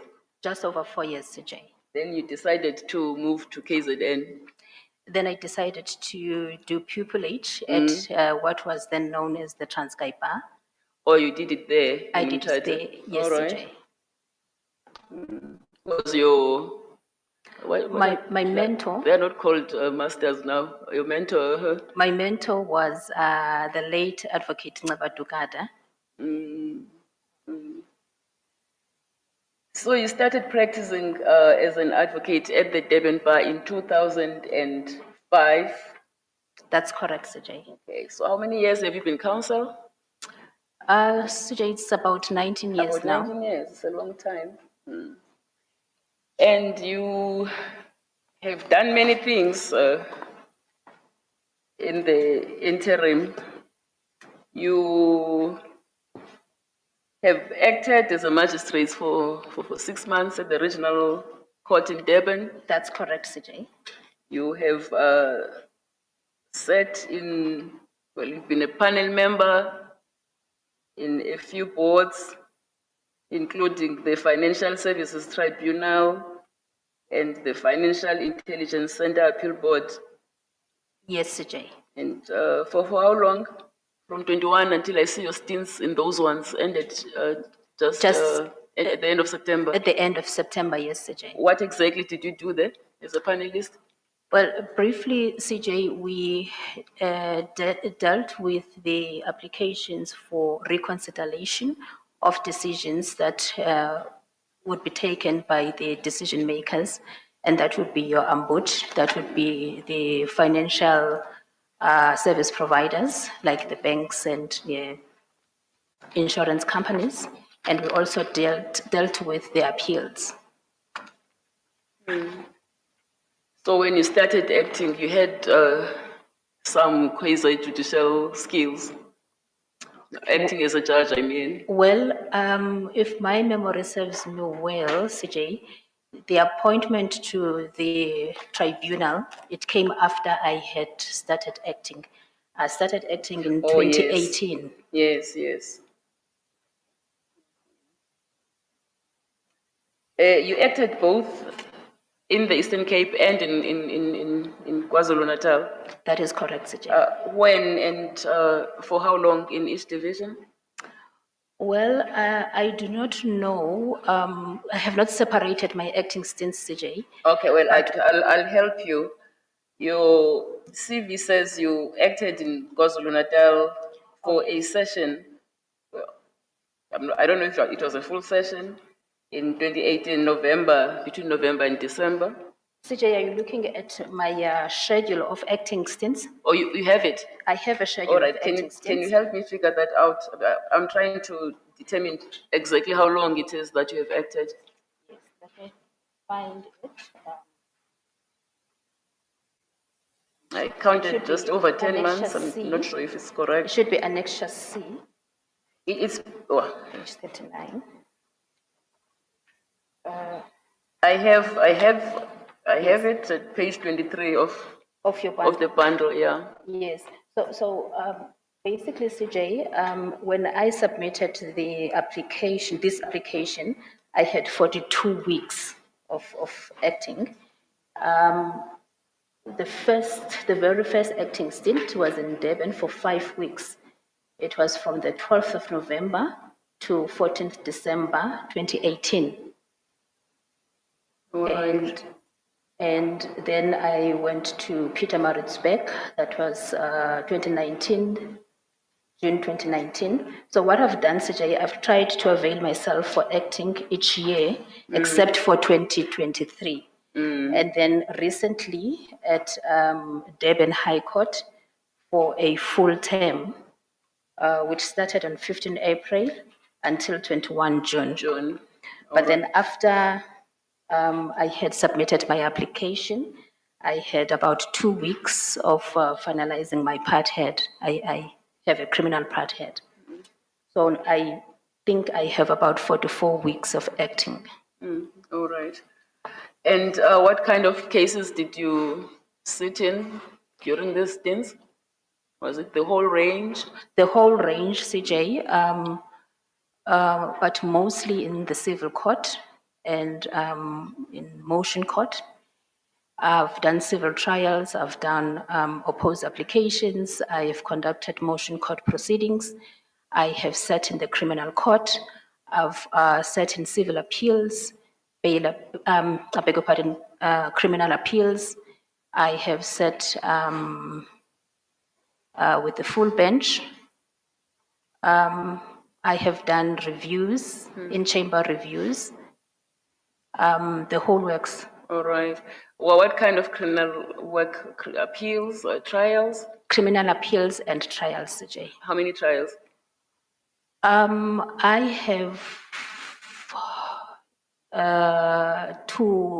I've completed 2 criminal trials. I am now busy with the 3rd criminal trial, which is the one part head that is reflected in my application. All right. And the 3 judgments you listed as reserved from May, what is their status? They have all been handed down, CJ. All right. I have the dates on which they were handed down. I don't know if CJ would want me to. No, that's not necessary. You would still fall within the 6 months. Yes. How many judgments did you get to write during your acting stints? I've counted, CJ, about 50 judgments since I started acting. 50 since 2018. Any of them reported? No, CJ. No. What kind of a practice have you been running? What kind of work do you do?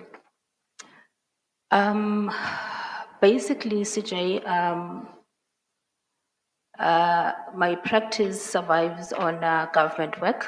I get more instructions from the state attorney, and I have a few private clients.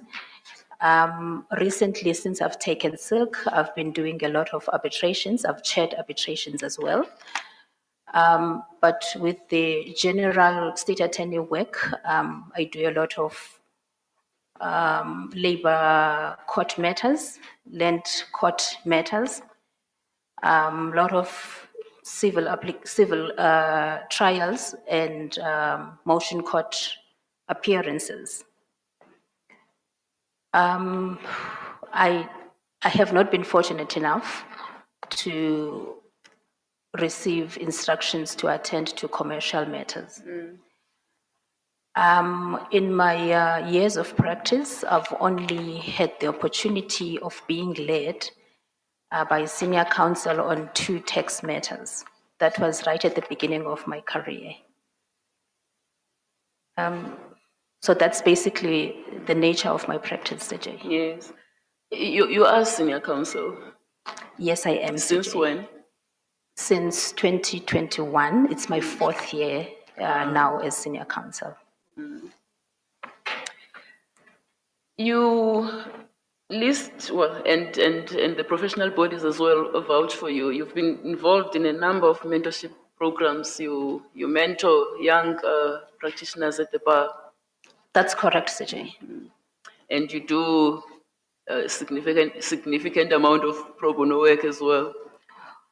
I would say significant in the sense that, CJ, it's not the one that is registered on the pro bono register of advocates, but it's the kind of pro bono work that I would get when I visit home at Mtata.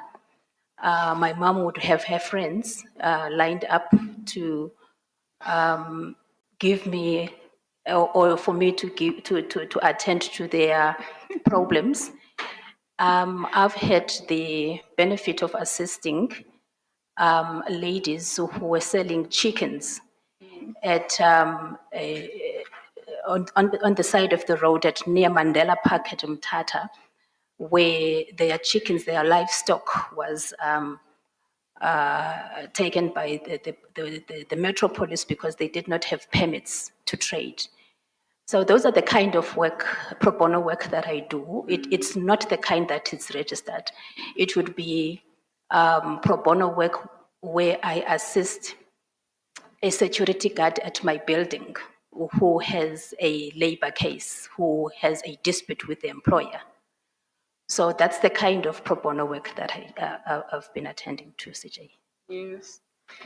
Well, I'm sure you speak for a whole lot of us.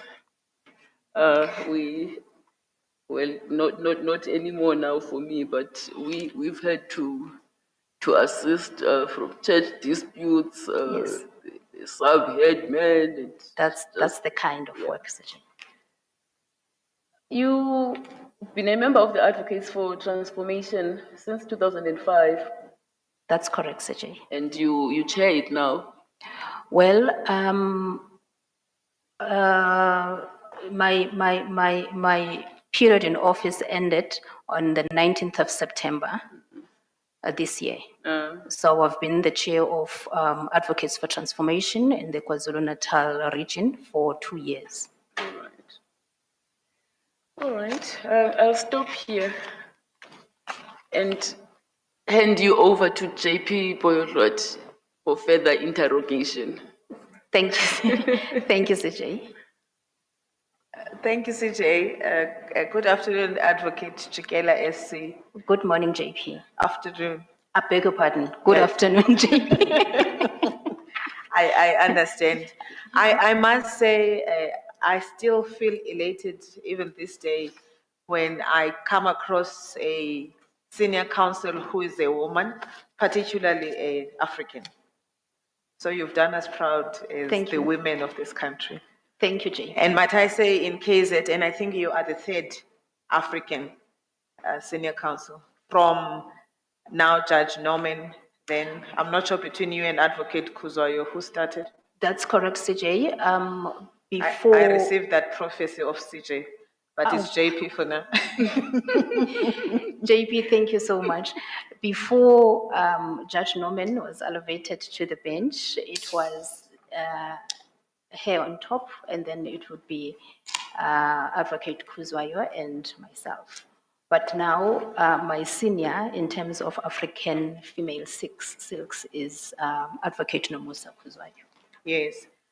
And I was touched by your gesture last year when I started office, yourself as the chairperson of the Advocates for Transformation, and Advocate Mahabir SC, another woman who was chairing the GCP.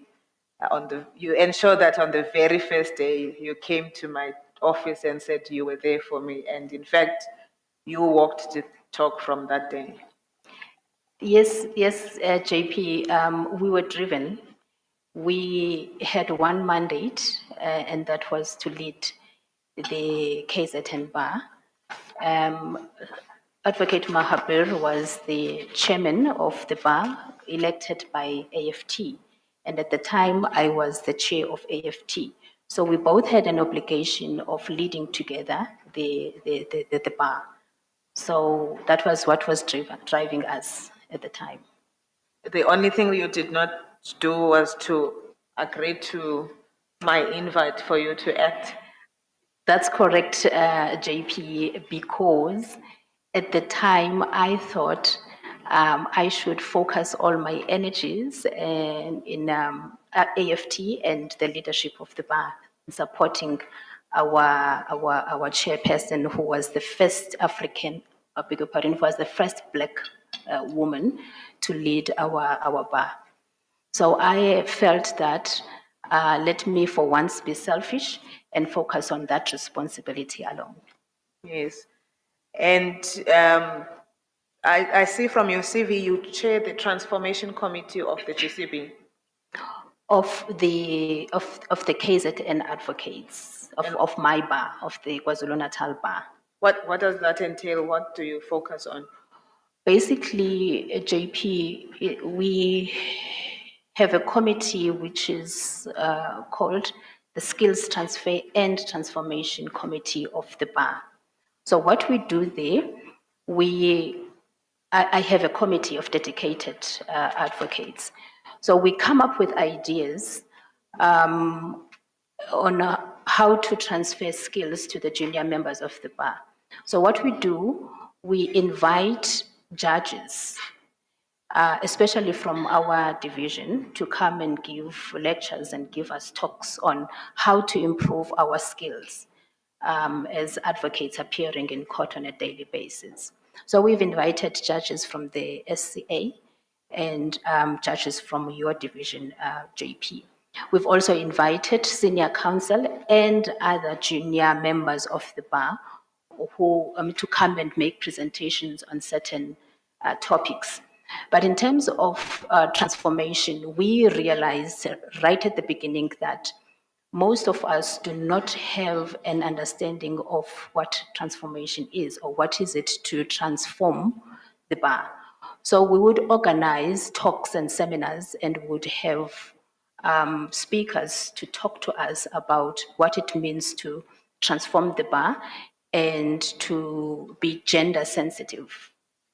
So basically that's what we're doing. We tried on a monthly basis to have a talk on a monthly basis, and I would be leading those, not necessarily giving a talk, but I would be organizing those talks, and I would go there and be physically present to make sure that things go well. And you were part of the team that assisted during the recess to deal with appeals in criminal matters? Unfortunately, JP, I was not, because I had finished my term of acting and I had set aside 2 weeks, if I'm not mistaken, 2 weeks or a week to attend to my part head. So I was not available to assist in that regard. And in terms of the, how did you find the acting both in Maritzburg and Durban, and do you have any preferences? Well, JP, I must say, at the beginning, right at the beginning in 2018, when I was posted at Durban, it was daunting until my first day in motion court. By the time I was in matter number 4 of my role, I had settled comfortably. I was in control of my court. And since then, I had never looked back. I've managed all my court roles. I've managed the work that was allocated to me, and I've enjoyed each and every acting stint. And I've received overwhelming support from the judges in the KZN division and even court staff. So I've found it to be very interesting, JP. And I'm aware that you attended the aspirant judges training sometime. Yes, JP, I have. I think it must have been 3 years ago, but I attended the aspirant judges course here in Johannesburg. How did you find it? Well, because I had acted for some time, some of the concepts that were introduced there were not new to me, but I benefited a lot in terms of judgment writing and in terms of the posture of a judge, what it means to be a judge inside court and outside court. And I must say I learned new concepts, and I think it was very useful, and perhaps I am able to do what I do better because I've had the benefit of attending that course. Yes. I have not seen your name on the list of reserved judgments. Does that, how long have you been reserving judgments for? I don't have a reserved judgment, but... No, in the ordinary list, we get a list if you've reserved more than 3 months or 6 months in the division. Yes. So I just want to check, perhaps the question should be, what's the longest period have you reserved a judgment for? Yes. JP, I would say the longest period would be 3 months and few days. But recently, all my judgments have been delivered within 1 month or 1 month and few weeks. And I've learned that skill from the work that I do at the Financial Sector Tribunal, because the norm there is that you issue a decision within 1 month of sitting. So I've improved from the 3 months period to at least an average, I would say, 2 months. Thank you. Thank you, CJ. That will be all. Thank you, JP. Premier? No, thank you, Chief Justice. No, I have no question. Thank you. Commissioner Matolo-Lepu? Thank you, Chief Justice. Good afternoon, Advocate Riela. Good afternoon, Commissioner. I was quite happy when you said the state attorney gave you work. At least the minister must be proud of one part of the state attorney, that is KZN. But what I wanted to find out, the type of work they actually gave. Well, at the beginning, Commissioner, at the beginning of my career, we were kept busy with the matters like your matters from the Minister of Police. That would be the damages claims, medical negligence, and then it would be disciplinary hearings where a government employee is involved. Then as I gained experience, then I received more civil trials and motion court work. I must say my practice has been mainly motion court work, your civil court applications, both unopposed and opposed. Recently, Commissioner, I've been getting a lot of land claim matters and arbitrations from the state attorney. So they do assign to me work that is of equivalent status to the work of senior counsel. Except for what I've mentioned before, that doesn't entail commercial work. Thank you, thank you. At least it's a vast variety of work. Thank you. Thank you, Commissioner. Thank you, Commissioner. Commissioner Mangen? Can I just follow up this, unless Commissioner Mangena has a different question? No, you can follow up. No, you see, Ms. Chigala, I always have a problem with this thing where somebody says, I don't have commercial work, and then you look at their CV, you find that they sit on the FSP. Because that is commercial work, you see. I don't know, maybe it's an issue of like classification or what. You see, if it had been anyway, let me not be. Because I think if you had a different person sitting where you are and you ask them, do you have any commercial experience? Of course I do. You know, so.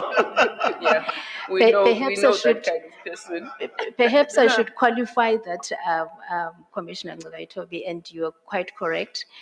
The work that I do, or that I did as a member of the Financial Sector Tribunal, yes, I was appointed because I was a practicing advocate, but I'm sitting there to adjudicate. So the commercial work that I'm referring to would be your normal, usual advocates briefs, where I would be the one who's representing a client in court. No, I accept that. I'm saying that, you know, so far when I've been listening to you, I get the impression, okay, I don't have commercial experience, but in reality you do. I do. Yes, I confirm. Yeah. Yes. Good afternoon, Advocate. No, we have another follow-up, Commissioner. Yes, I'm following up on it. I'm just helping the candidate. Is yours a follow-up question? No, but I wanted to start with a follow-up. No, it's fine, CJ. Then let me allow this follow-up question. Thank you, Chief Justice. Good afternoon, Advocate Chikela. Good afternoon, Commissioner. I've been listening to your answers, Advocate Chikela, and I want to raise an issue with you more for the benefit of the minister than for yours. But I think it's a very stark description of the reality of Black women at the bar. If one had to remove from your growth and development at the bar the state attorney work that you received over the years, what impact would that have had on you? Wow. I would say a great impact, because throughout my years of practice, I would categorize my practice as have received about 70% of state attorney work. That has enabled me to take my children to school. That has enabled me to get a home for them, pay subscriptions, pay rental. That has enabled me to be considered by my colleagues worthy of silk status. So that's the impact of state attorney work in my practice. I don't know if I've answered your question. You have, Commissioner. Advocate Chikela, and can I say that you're not the only Black woman that has had that experience? Yes. I think that's par for the course for all of us. I want to ask a second question, and that's for you to address the consequence of procurement processes on the part of the state attorney, where they limit new briefs to counsel, including Black women, one every 3 months or one every 4 months. If you can just address that. It's sad. It's sad, and I know that there have been various attempts to challenge that through the courts of law.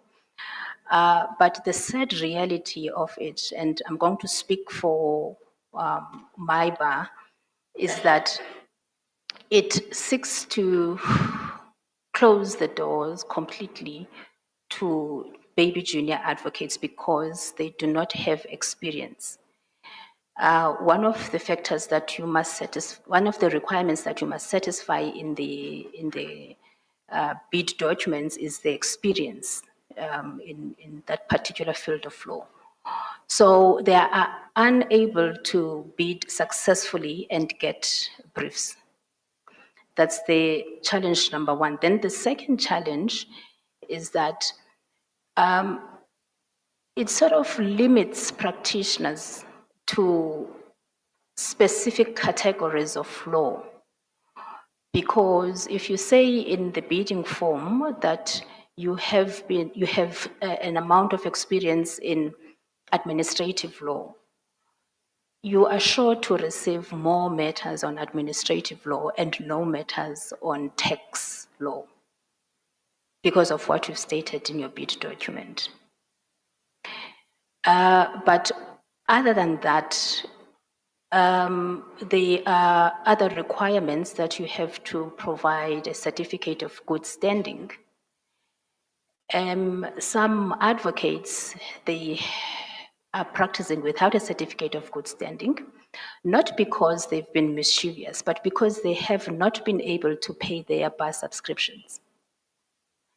So you are caught between paying bar subscriptions and paying rental, putting fuel in your car, buying food, and taking your children to school. So it's really not a good position for advocates to find themselves in. But I understand that there are processes dealing with that. So I'm not going to go further, just in case I risk saying a lot. And final question, Advocate Chikela, is notwithstanding all those crippling systemic obstacles to Black women at the bar, you've not only survived, but you've thrived. And the question I have for you is, why in those circumstances do you want to go to the bench and not continue to make your mark at the bar? Yes. I've been asked this question many a times. I must say, Commissioner, I truly enjoy my life at the bar.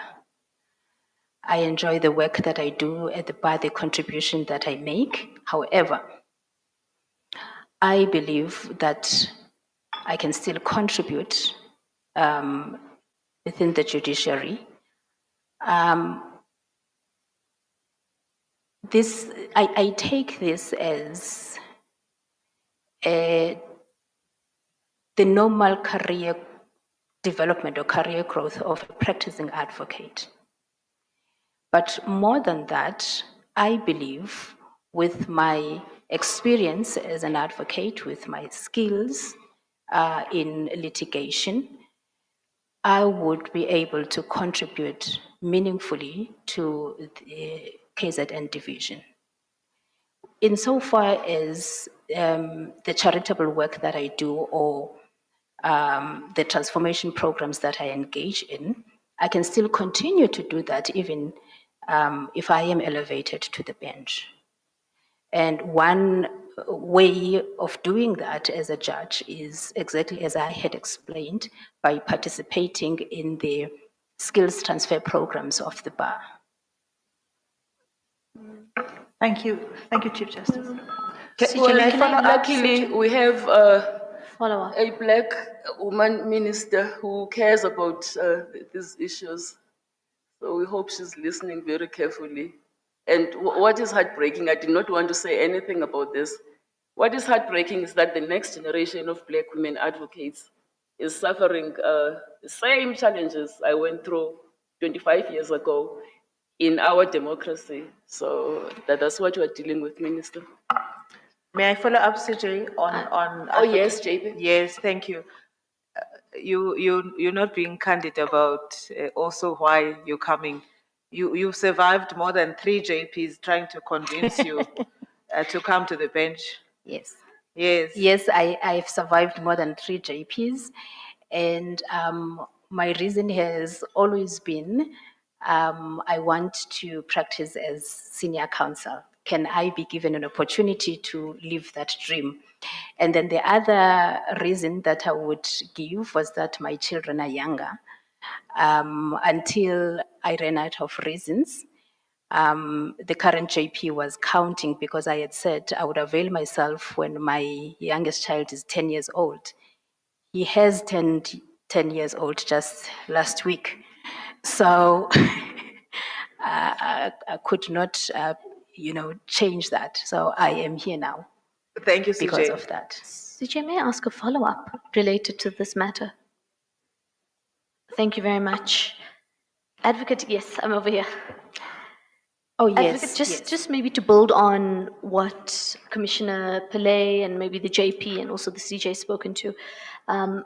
Apart from having the minister in the room, you also have, I think, 6 or 7 members of parliament in the room as well. And it's not exactly a legal question, but it is one in which there's one role for the minister to, in fact, there's many roles for the minister to play in opening up access. But I'm interested in your thoughts on this side of the table. Do we need to be legislating more to open up the space? Is it a matter of, do you think that's going to help the culture in terms of changing the space? What, from a policymaker's perspective, in your opinion, do you think needs to happen to open up the way for Black women in particular to not only make it, as Advocate or Commissioner Pillay has said, not only survive in the legal fraternity, and I'll say it is a fraternity, it's a club, you're either in or you're out, and what do you think needs to happen for Black women in this country to thrive in this space? Thank you. Thank you, Commissioner. Perhaps progressive government policies would help. I do not believe that then there is a need for legislation to be enacted, because we find ourselves now as advocates in a position where we have to tender and bid and be asked to conform more with the provisions of the Public Finance Management Act, something which really does not fit in with the profession of advocates. And I always fear that if the profession is overly legislated, perhaps that would compromise the independence of an advocate. And it's something that we have so far managed to jealously guard against losing independence of advocates. So I think progressive policy, which should enable Black female advocates, or even just female advocates in general, to access more work and to be paid timeously.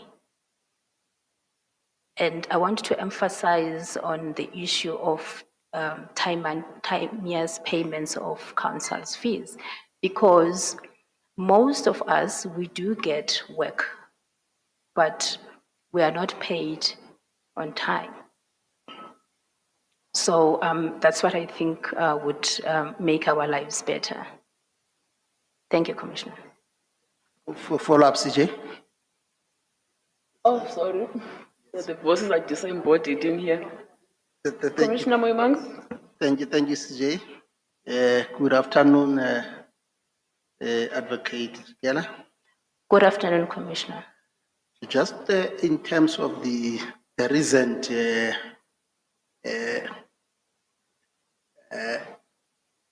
publishing of the legal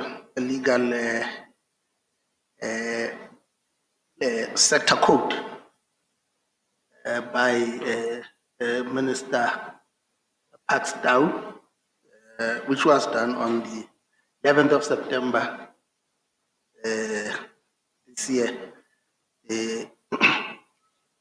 which clearly I suspect will have to give this intervention an opportunity by virtue of the fact that for us to be where we are, it needed a litigation.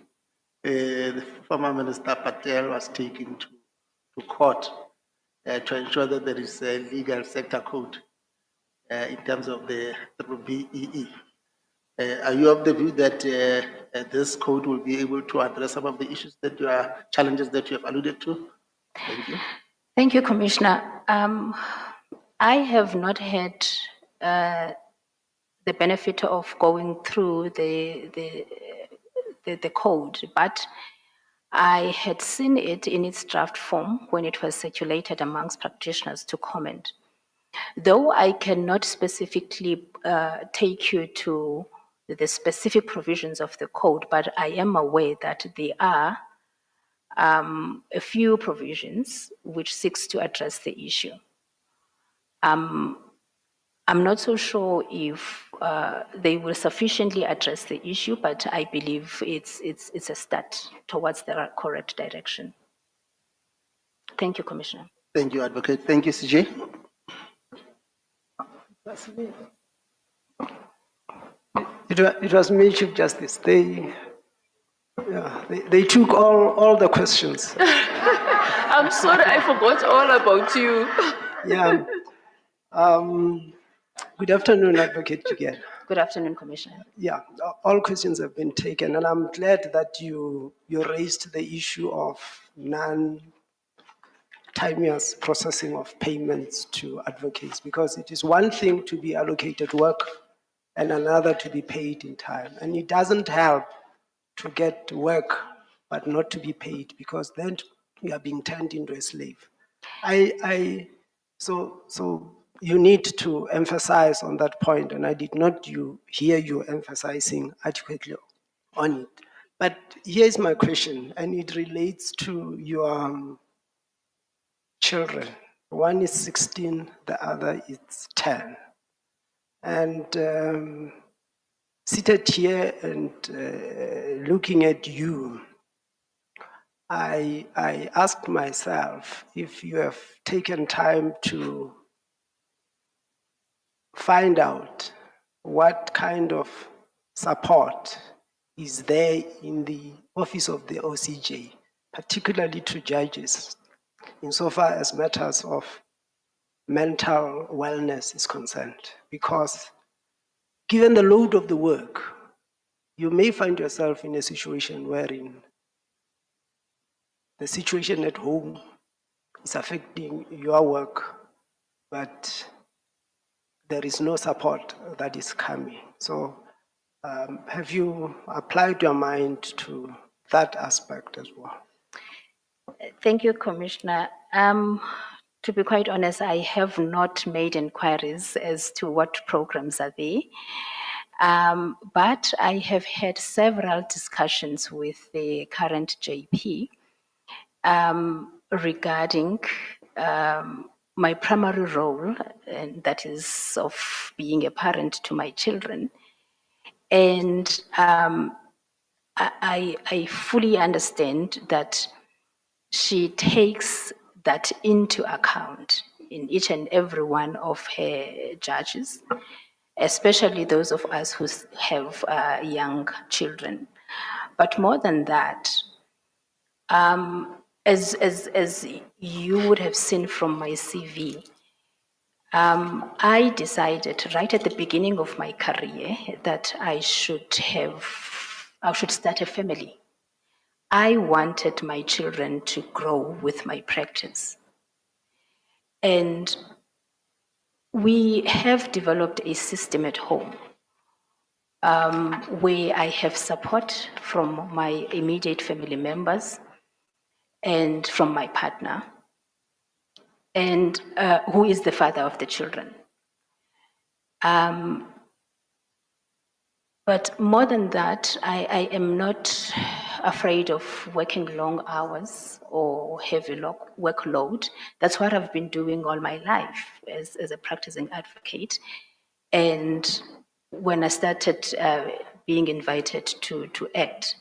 So we have a system in place, but I will make inquiries as to what support is there. But so far, I have not felt the need to seek help in that regard. Thank you. That's all, CJ. CJ, may I just allay Commissioner Mangena's fears that when you were appointed, I think your baby was a few months when you were appointed, CJ, as a judge. But when I was appointed... I fell pregnant on the bench. I was the first judge who ever fell pregnant on the bench in this country. Yes. And CJ, the issue is, did you get the support from the system and the administration? Yeah, so I'm coming to that, to allay your fears. My daughter was 8 years old when I was appointed as a judge, and my son was 6 years old. I've had very understanding judges president, and I dare say I would never do otherwise, particularly for another mother. Thank you. She would be lucky because she would be joining a judiciary led by a woman, a mother who's experienced exactly what she has, and a judge president who who has lived that experience. So I Sorry, think Sujay, can I just follow up? Does Commissioner Mangena want to withdraw the question? No. Not at all. It's a system issue. It's a system issue. it's a very legitimate issue, Commissioner again. I agree. Commissioners, may I just remind you that we still have 3 candidates to interview. So unless a question is absolutely necessary, I ask that we limit ourselves. Thank you. We've kept those people waiting for hours now. Commissioner Trolley? Thank you, Chief Justice. I thought you'd forgotten me like Commissioner Mangena. Advocate Jikela, thanks very much for the opportunity to ask you this question. Having appreciation for what you've told us about being a black woman advocate, and considering the sentiments and comments made by Commissioner Pillay, reinforced by the JP and the CJ in this regard, I see that you had a stint in government employment in KZN, COCTA. Can you tell us about that experience? I see it was short-lived. So you left your practice and went and worked in the government for 6 months and went back. Maybe you could just tell us how that came about and what resulted in the short service. Thank you, Commissioner Chalup. At the time, I had been doing a lot of local government matters, and I was headhunted by the Department of, by COCTA, KZN, to support them in the unit, which was municipal governance. And at the time, my son was 3 months old, and my office was in Pietermaritzburg. And little did I know that that role required traveling to various municipalities within KwaZulu-Natal. The furthest that I've driven was to the border of Mpumalanga and KwaZulu-Natal. It was a day's trip. I had to drive back home and to be with my son, who was a baby at that time. And in as much as I thought, I could add value to COCTA and in turn gain some experience, because I did not have any intentions of leaving the practice of the bar permanently. It was going to be for a brief period. But unfortunately, I had to choose my family. And for that reason, I resigned within 6 months of being appointed, because there was a lot of traveling. And you would appreciate that, Commissioner, as a practicing advocate, sometimes you don't travel that much, especially when you are a senior junior, not silk. So that was the reason my stint with COCTA was brief. Commissioner Likhanyan? Chief Justice, I listened very attentively when you made the remark, I'm persuaded. Thanks very much, Advocate Jikela, for your fortitude and resilience. Thank you so much. Thank you, Commissioner. Any questions from the virtual platform? No. Commissioner Breitenbach? Thank you, Commissioners. Well, that's it then, Ms. Jikela. We've reached the end of your interview.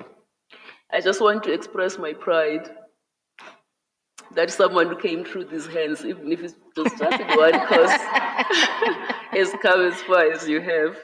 Well done. No matter the results of this interview, I'm proud of you. Thank you so much, Sujay, and thank you for the opportunity. You're excused. Thank you. I decided not to Chief Justice, raise, I decided not to raise anything because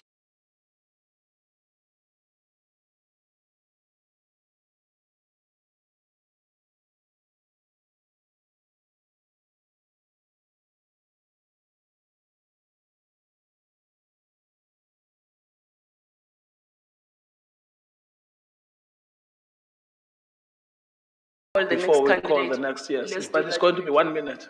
All right. May we kindly ask the media to please give us a bit of privacy.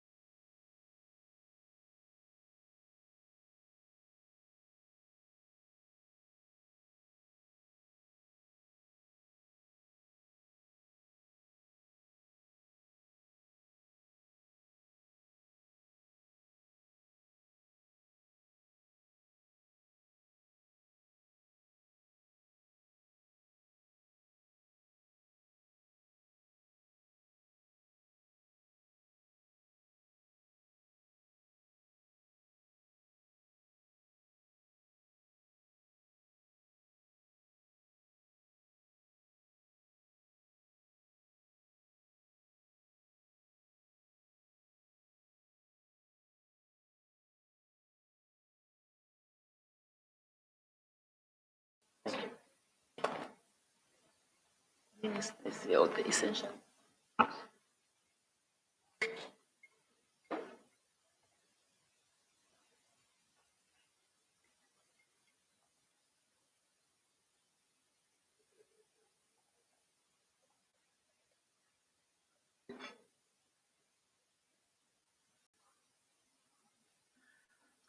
Good afternoon, Mr. Khalil.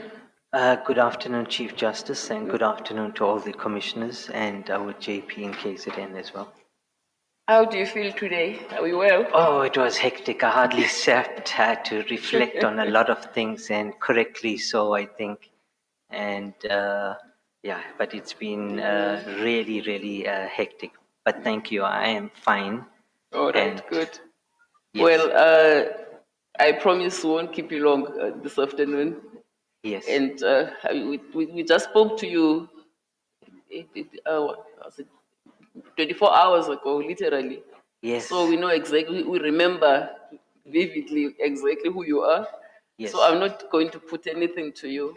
Yes. And I will give JP, the KZN JP and her premier, and any other commissioner who may have a leftover question from yesterday to question you. But it Yes. should not take long. Yes, certainly. Thank you, Chief Justice. On that note, JP. Thank you, CJ. Good afternoon, Mr. Khalil. Good afternoon, Judge President. Yes, I watched the interviews yesterday that you were interviewed for yesterday. And you were not recommended for the Eastern Cape for various reasons other than the reason that you have not acted in that division. So I make the point that it was not for that reason only that you are not recommended according to how you fared from what I saw on the interview. There were various lot of concessions that you made about your readiness and ability. Why would you think that would change for KZN? Sorry, you're saying I made lots of admissions regarding my ability. Of readiness to becoming a judge? No, I don't think I made any admissions.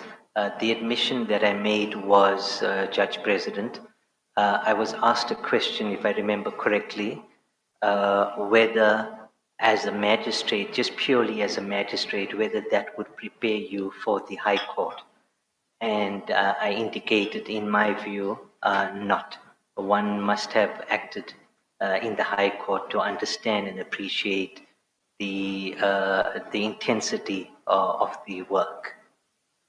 Perhaps to rephrase my question then, it will be, yesterday this body decided not to recommend you for appointment in the Eastern Cape. Myself and the Premier are the only two people that were not there yesterday. Yes. Why would you think that would change today? I would think that if I'm asked questions about the work that I've done, what I've disclosed in my CV, and asked more questions, perhaps that may bring to the fore other factors. But yes, sorry, JP. Yes, just about yesterday, upon reflection of what was discussed yesterday and what I became aware of, which was not known to me at the time when I accepted the nominations for other posts, I would certainly not have accepted that. And what coming from a senior judge like Judge President Mlambo, although he did not provide any prescripts, just listening to his advice, I think it would be unbecoming of me not to have considered that last night and to have reflected upon that. And I think it's a reflection on my character if I did not do that. And I wanted to say to the commissioner, I meant to say it at the end of this interview, but perhaps I could say it now, that I withdraw the acceptance of the nomination for the posts where I have not acted as a judge of the High Court. I understand and appreciate, and I understand that it was not put forward as a criteria by JP Mlambo, but I understand and imagine as a junior judicial officer, if I did not reflect on that, it would reflect very badly on me. So I just wanted to say that I do indeed do so, not because of any pressure, but because of what was discussed, and I understood what was discussed yesterday, particularly relating to being in the High Court in a division where I've not acted. Sorry, JP, may I just get clarity? Are you saying you are withdrawing your candidature for the position advertised for the Limpopo division? And Western Cape. The Western Cape as well. All right. We have noted that. Thank you. Yes, and I just want to repeat, I do that freely and voluntarily based on what what I learned yesterday, which was not within my knowledge at the time when I accepted the nominations. Thank you. Thank you, Mr. Karen. Carry on, JP. Thank you. And lastly, on my side, CJ, Judge President Mlambo brought it to attention that for a person to act or even to be nominated, they get identified by their peers. Your nomination letter is from your ex-boss, if I may say that, the previous. Yes. Yes, it sounds like a motivational letter for promotion. So how do you compare the two? You know, your peers identifying you for nomination, various advocates or various other magistrates other than your direct boss that would write the motivation for you. Yes, I take that point, but what I can comment on, JP, is nobody would know you better than your immediate supervisor or boss, as you put it. And it wasn't for the first time that he had nominated me. He's left the profession quite some time. And I do understand, and I've received from the commission comments on my nomination. And I omitted to mention that I thank all the law bodies for having taken the time to have gone through all my judgments, my CV and my history for those two posts and to have made comments on that. For me, initially, JP, I was really happy. You know, when I was shortlisted, when I learned I was shortlisted for so many posts, and in my mind, that served as some confirmation for me that I would not have been shortlisted had the Judicial Service Commission not seen value in me. So I truly appreciate that, and coming from the background that I do come from and all the various comments, it adds a lot of confidence, and I think it can be an example for other magistrates as well, that where you try to work as hard as possible, minus what I didn't know at the time when I accepted the nomination in other provinces, that you can be given recognition for that. Thank you, CJ, that's all. Thank you, JP. Do you have any questions for the candidate, Premier? CJ, no, thank you very much. I don't have a question. Thank you, Premier. Commissioner Hassan? Thank you very much, CJ. Over here, Mr. Khalil, Commissioner Hassan. Yes, yes. Some questions I had, and I didn't want to pose them yesterday because we were dealing with the Eastern Cape Division, and today, of course, we're dealing with KwaZulu-Natal, and therefore I want to ask a few questions related to the work that you've done within KZN. Yes. If I'm not mistaken, Mr. Khalil, you've dealt with some of the July 2021 unrest and some of the key cases in Phoenix, if I'm correct. Yes, I have. Right, so protest, as we know in South Africa, is almost part and parcel of our history, but it's also part and parcel in many ways of our identity as South Africans. It's a right enshrined in the Constitution, etc., etc. But so often it's also the last point of call for our communities, especially young people who tend to be at the forefront of service delivery protests, etc., etc. And we've also witnessed, Mr. Khalil, police who tend to be very heavy-handed and often arrest community members en masse at a protest. So I'm interested in the context of July 2021 and the Phoenix cases as well. For the purposes of conviction, which legal principle would you use to distinguish between a guilty person and those who happen to be exercising their right to protest, and those who are actually guilty of the crime? We know the doctrine of common purpose is quite a controversial one, especially in our history, legally speaking, but I'm very interested to know what legal considerations go in, because you've dealt with some of these cases, between those who are guilty and those who are just at the protest. Thank you. Thank you. I don't think it happened, Commissioner, in the context of a protest. There was large-scale looting, as we all saw it on television. There was a large scale of violence, and I dealt with the matter in the context that certain alleged perpetrators were arrested, and it was at the time where the police were largely absent or even overwhelmed. And a lot of I think if I remember correctly, there were 38 murders in Phoenix. And the army was at our courts, just to give you the context of those matters. The reason why I dealt with those matters is some of the other magistrates that I allocated the matter, or I intended to allocate the matter, were afraid. They had family living in Phoenix and friends.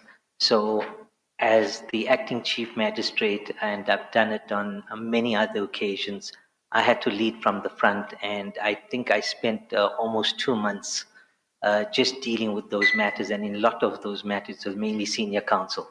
So that is the context in which I presided over those matters, or quite a number of those matters. And it was really hectic. And the one matter you asked me about, it is a matter where I had refused bail, because the finding I made on a prima facie level, and after having watched, it's not often in a bail application where you have the opportunity to actually watch exactly what had transpired. And there was a very senior counsel in the country that I think came out of retirement. He did the matter, but in any event, he withdrew. But when I saw that video, it causes you to go home, you cry, you ask, but what motivated other human beings to act in the barbaric manner that they acted? And the finding that I made was on the basis of common purpose on a prima facie level. I accepted that the state had a strong case. I refused bail on various grounds. It's like a 52-page judgment. And the one finding I did make was that the attacks, in my view, in terms of the evidence, were racially or based on racial profiling. That is the number of cases that I made. The other difficulty was that in so many of these matters, lots of the suspects were allegedly assaulted in prison. They were not given sufficient food. They were robbed. And it was so many dynamics in those matters that I eventually had to take the course of having the head of the Correctional Services subpoenaed to court to deal with that, to deal with those issues. But the short answer is that in exceptional circumstances in the bail legislation, and I found these to be exceptional circumstances where it would cause public outrage, where it invokes a lot of, basically outrage and public disorder. And because of the strong prima facie evidence, in my view, and I use the one leg of the bail legislation, which says only in exceptional circumstances may you do so.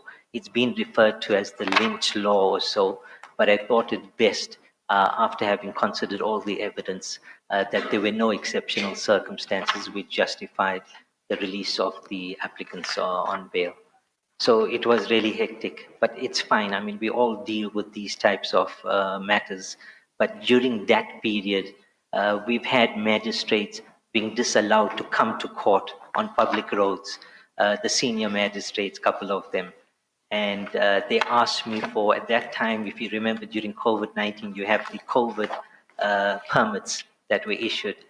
I discussed it with them and I said, I find it unacceptable to give any magistrate a permit to come, because you need a permit to travel on a public road in South Africa. And these were two senior African magistrates. They understood, it toughened them up, etc. as well. And there were no problems. But it was hectic psychologically, emotionally. I've never ever presided over matters like those matters. Sorry, Chief Justice, if I could, I know the agreement, but sometimes you sort of try to help. I think the question is, what is the legal principle to distinguish the guilty from the not guilty? Because so far you've identified common purpose. Common purpose expands the net of the people that are responsible beyond those that can be immediately identified. Yes. And it's controversial as far as Safatsa. The question is, how do you distinguish the guilty from the not guilty? We have a mass uprising, a mass looting. You don't know who was looting, who was not looting. The police have just arrested 1,000 people. Yes. Thank you, Commissioner. Can I just say that perhaps I should have indicated this, that in quite a number of the matters, it was based on a Schedule 6, what we commonly refer to as the Schedule 6 bail application, where the onus is on the applicants. The applicants procedurally started first by handing in affidavits and saying exactly what you have suggested, that there was looting, etc. But from the videos that we watched in court, there was no such looting.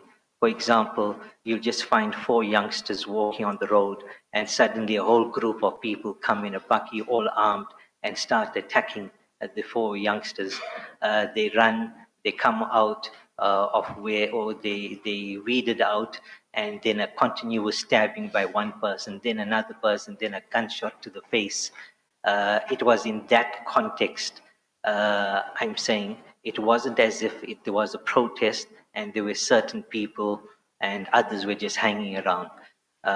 It was an attack on persons who were just walking unarmed, no evidence of any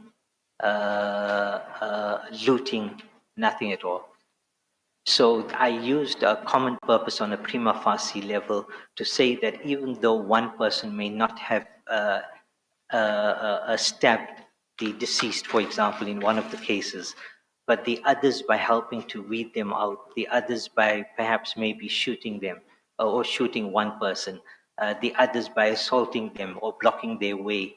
So it is on that basis that I made the prima facie finding.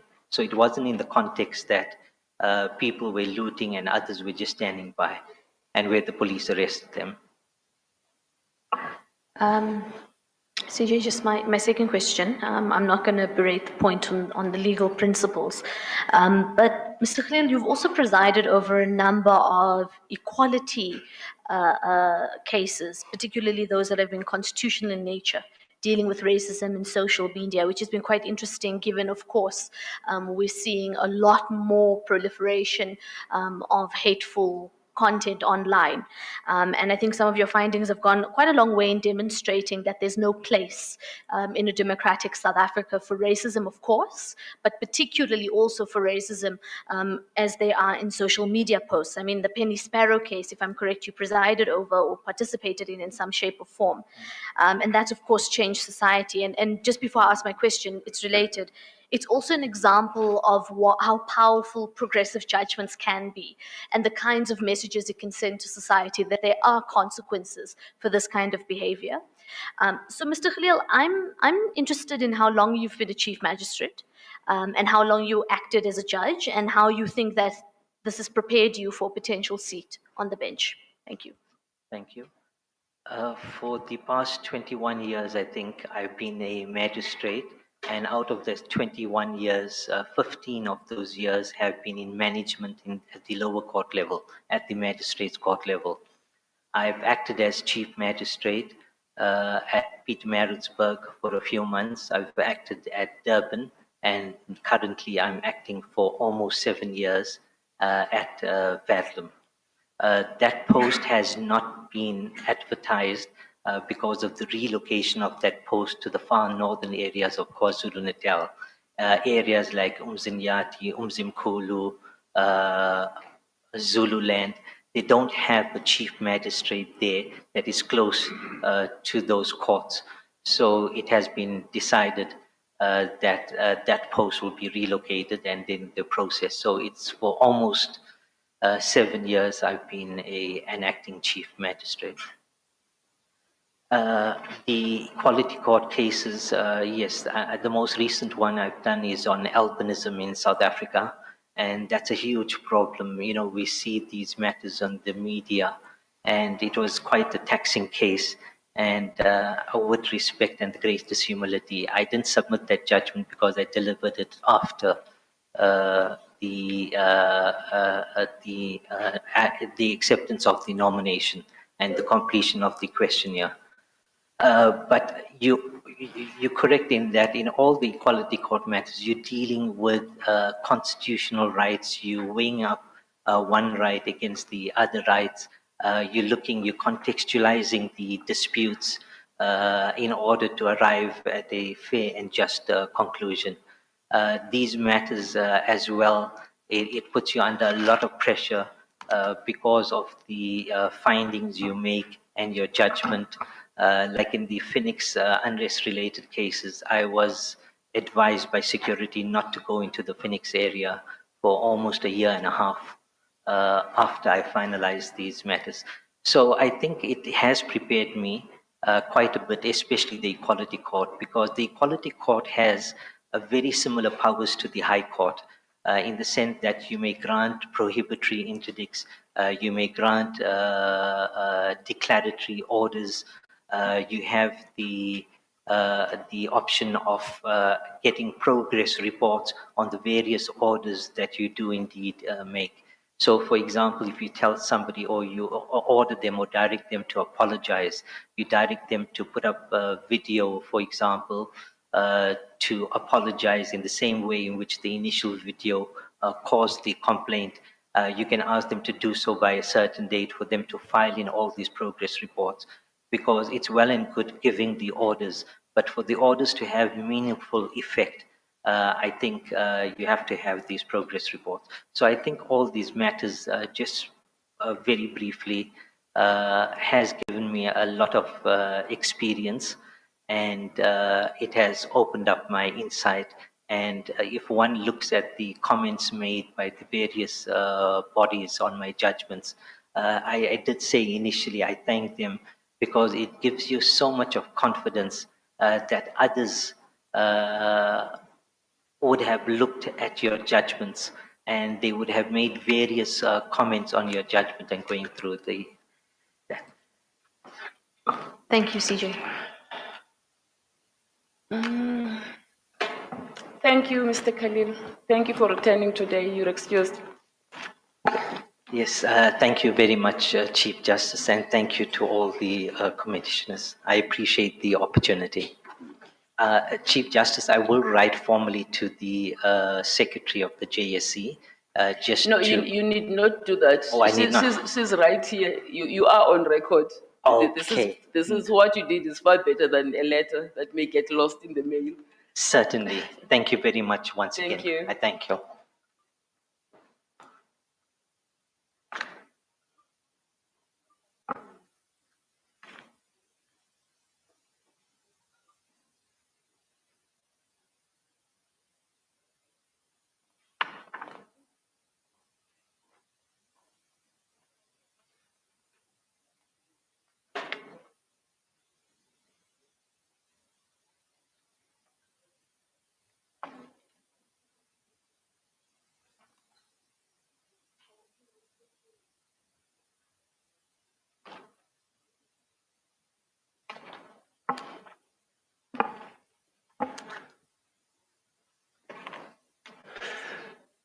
Right?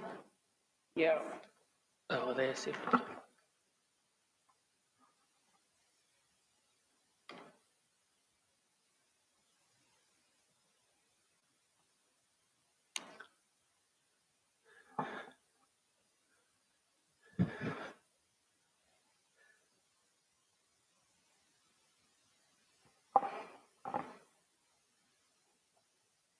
Good afternoon, Mr. Pickman. Good afternoon, CJ. Did I pronounce your name Yes, you correctly? Okay. How are you? I'm okay, thank you.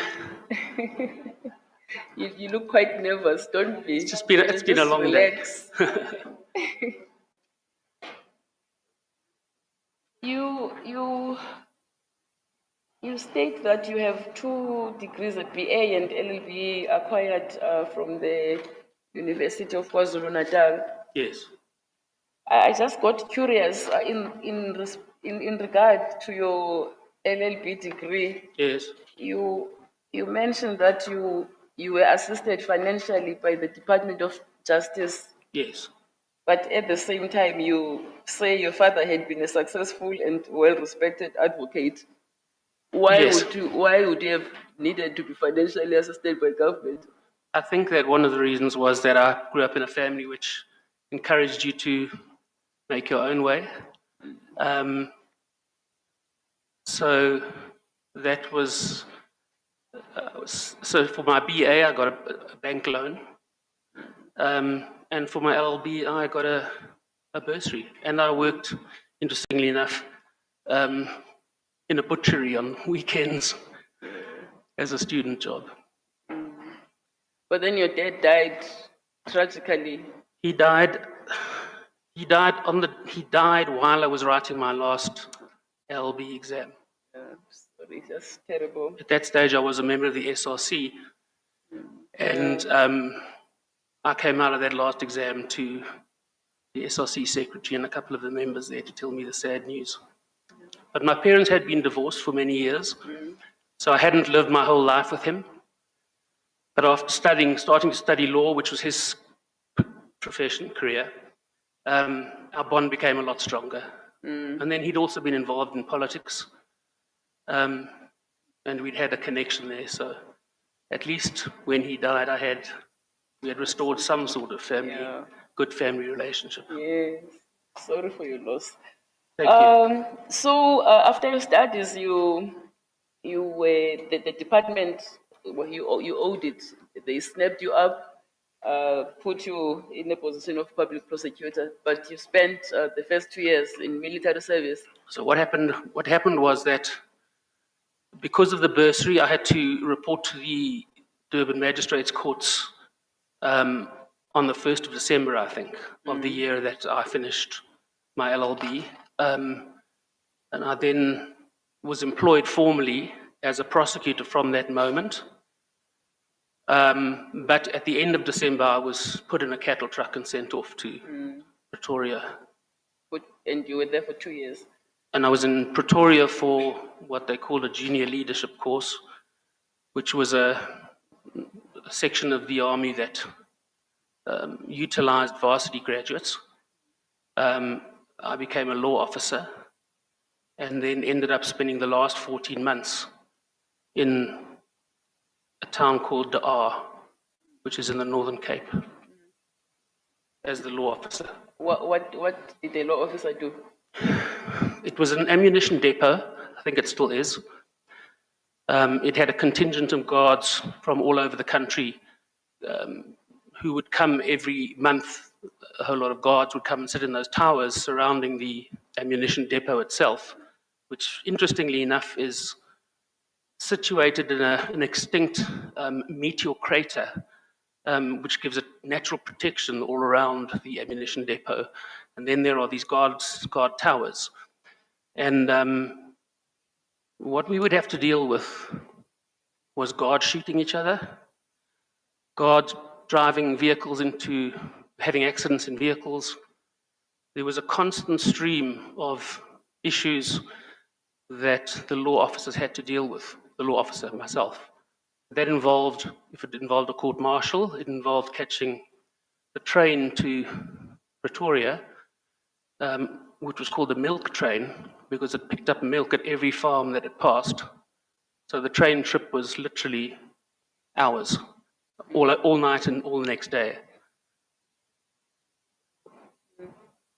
So when you finished your national service, you went back to the department and actually started practicing as a prosecutor? Yes, I was contractually bound to do that. I was paid as a public prosecutor while I was doing national service. So my contract with the department was in a 4-year contract, the 2 years of the bursary and the 2 years of being an employee whilst doing national service. So when you completed that contract, you went into the magistracy in 1990? Yes. That was not part of the contract now? No. I did the 4 years that I was contractually required to do. It was just over 4 years, actually. District court and then regional court prosecuting. And I enjoyed the environment. I enjoyed litigation as a trial lawyer. I always have. And I thought it would be in my interests to gain experience presiding, bearing in mind this was all criminal work that I was involved in. Presiding in the criminal courts, and in those days the chief magistrate could just appoint you. And I then volunteered to stay on for another 4 years presiding as a magistrate in the district courts. Until you decided in 1994 to go and do your pupillage and join the bar? I had always wanted to, Chief Justice, be an advocate. I wanted to honour the memory of my father. That's why I had done it. I knew I was going to go eventually. And that was the point that was the most sensible for me to make the move. And you've been a member of the KwaZulu-Natal Society of Advocates for the past 30 years? Yes. Doing what kind of work? Chief Justice, I have varied practice. As I say, I consider myself primarily to be a litigating advocate. And I have had a practice which covers everything from representing people in crime for the first, obviously, 4 or 5 years of my time at the bar. Because of my history in the criminal section, I got a lot of criminal work. So I did a lot of criminal cases. And then I made a point of slowly moving away from that into the commercial and allied field of advocacy. And I've done everything from small helping people with state agency claims to very high profile commercial matters. It's a real variety. I have not specialized in anything. Do you have are there any judgments, reported judgments, that is, in matters in which you appeared as counsel that you know of? Yes, there are. About how many in estimate? Or if you have the exact number? At least, I think some of them I've mentioned in the judgments which talk about where I acted in cases that I thought were significant in my questionnaire. No, I mean as an advocate. Yes, no, I'm talking about. So So I answered questions there about cases that were significant while I was an advocate. And most of those were reported. But there must be 30 or more. All right. And when did you start acting as a judge? I was first asked to act as a judge in 2020 by Kruger J, who was the acting DJP at the time, I think, for a 5-week stint. He asked me again a year or so later for a 5-week stint. And then I think about last November 2023, through till about 3 weeks ago, I've done a lot of more acting stints. Okay, so it's 10 weeks plus 3 sessions. It was 30 weeks, I think, when I did my application. It's now 35 weeks, 35 or 36. 35 or 36. Now, I stopped a stint 2 weeks ago. Oh, I see. And what kind of cases were you allocated? So the JP kindly gave me some time in the criminal section just so that I could see the difference between what it was like to preside in the magistrates' courts and what it was like to preside in the criminal high court. I did a couple of sessions there, maybe 3 by now, 1 in Maritzburg, a couple in Durban, I think, at least 1 in Durban. And for the rest of the time, it's been the civil section. And what happens in the KZN division, both courts, is that when you serve for a session, you get at least one motion court per week. You get, in all likelihood, a full court appeal, one. But if not a full court appeal, you definitely will get at least 1 or 2 or 3 or 4 full bench appeals. For the rest of the time, you are on call to do trials. So for all of the sessions that I've acted, CJ, it's been everything. Motion court. I've just done the first week of recess in Pietermaritzburg, where I did 3 motion court days out of the 5, which covers everything. Trial work, whatever is handed to me, I do have done from commercial to RAF. And as I say, the either full court or full bench appeals. Right. What would you say, well, how many judgments have you produced as an acting judge? I don't have the exact figure, but I'd say about 26 or 27. All right. Any of them reported? No, they're not. They're not reported in the South African law reports or the LexisNexis reports, but they're all on SAFLI. SAFLI, yes. No, I mean. So they're published but not reported. Yeah, that is a difference. Yes. Yeah. Okay. Maybe I should add, CJ, at this stage that I set out in my application that there was one of my judgments had gone on appeal. And when I did the application, the result was not yet known. That judgment, the appeal judgment, it was a full court in Pietermaritzburg. I had refused leave to appeal to the Durban municipality on a 30 million rand judgment. I had refused leave to appeal. The SCA granted leave to appeal. That was heard by 3 judges in KZN, and that judgment was handed down on Monday, and the appeal was dismissed. So, to be honest, I'm proud of that judgment. Yeah, we know the feeling. Yeah. That's a good one. All right.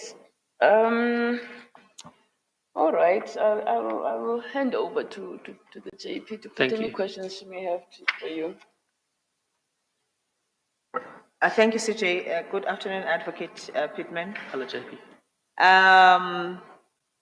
How were your acting stints, both in Maritzburg and Durban? And do you have any preference of the 2 courts? JP, I really enjoyed my acting stints. I enjoyed both of the courts. I said at the beginning, I may have even mentioned it to you, that I will go wherever you want me to go if I get the job. I live in Westville. I can drive to Maritzburg or I can act in Durban. Whatever is needed of me, I will do. I did enjoy Pietermaritzburg. It's the provincial division. It's a beautiful old historic building. And I enjoyed the collegiality of the place. Yes, and I noticed that in your application, you have been nominated by 2 senior council women members of the bar, and I think she's senior junior advocate Noko, and it's quite a diverse group. Yes. Is that some reflection on you? I hope it's a good reflection. Annandale SC is someone I've known since my prosecuting days. I think she is an exceptionally bright advocate and someone whose opinion I have always held in very high regard. Gabriel SC has been a friend of mine since she started as an advocate, as she sets out in her letter, and I've always valued her friendship. She's also an exceptionally talented intellectual advocate, in my view. Nono Nako is an advocate who I have known. She was the registrar of the High Court in Durban, struggled her way through that, getting a law degree, and became a friend of mine when I helped ensure that she got a position in our group of advocates. And I understand you introduced a nursery in your group of advocates. How did that come about? Okay, so what happened there is my group of advocates has chambers in Mshlonga Rocks. It has an upstairs and a downstairs, and there are about 20 of us. It used to be in town in Salmon Grove Chambers, but the point I'm making is that we've been together, most of the senior advocates, for a long, long time. Since COVID, it's become, I just became very aware of the fact that it was becoming more and more difficult for junior, previously disadvantaged advocates especially, afford the kinds of rentals that these institutions were starting to charge for the buildings where chambers were situated. And what I thought was, because a lot of people gave up practice as a result of COVID, and chambers became available, what I thought was, an idea I had was to divide one of the chambers up into at least 4 to enable juniors, and my focus was on previously disadvantaged juniors, to make it more affordable for them. And that's what we're doing, and that's what's working. And we've only had previously disadvantaged juniors. Yes. The next one relates to your age. You will be turning 64 in a few weeks' time. Yes. And I must commend you that I have not felt your age in relation to your industriousness. You have worked hard, probably exceeded some of the younger colleagues. Thank you. The question that then relates to that, there are 2 actually. One is, will you have difficulties in respecting, in the judiciary and in the legal profession, the hierarchy is a big thing, the seniority.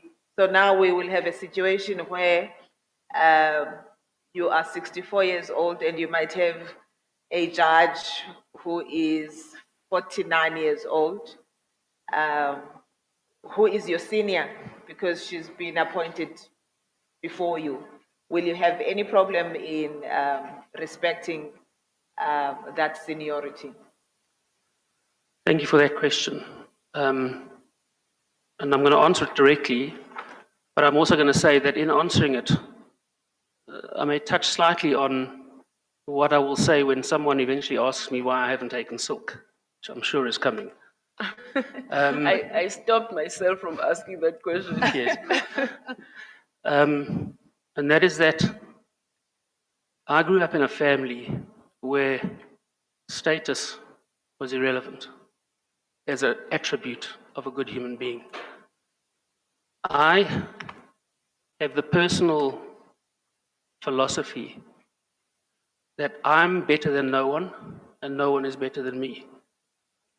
My philosophy is that we are equal, whether you are a child or a 20-year-old advocate or anybody else, or a nurse in a hospital or anywhere else. I will have and that's how I've lived my life. I will have absolutely no problem deferring to someone who is younger than me. Maybe I should just mention something else at this point, which is interesting. I know that I said to myself I wasn't going to give long answers, I was going to give short answers in this interview, but I'm going to do it anyway. So I'm a self-deprecating person, I know that. I don't blow my own trumpet, I don't like it, I've never been good at it. If I have to do it today, I'll do it, but it doesn't come naturally to me. I went, at your request, to do the aspirant judges course in June. And people who had done it before me, who I spoke to, said to me, "No, you've been practicing for so long, you're not going to learn nothing.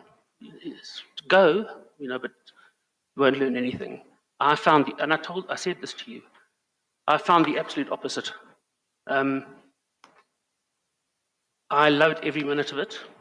I thought it was brilliantly put on. It was professional. Justice Matopo, who ran it, was outstanding. The quality of the judges who came to talk to us and gave up their own free time, their own time for free when they could have been and should have been writing judgments, was exceptional. And I learned things that I didn't know, had not known before. And it struck me at that moment that no matter how good I think I may be, there's always an opportunity to learn. And I learned there.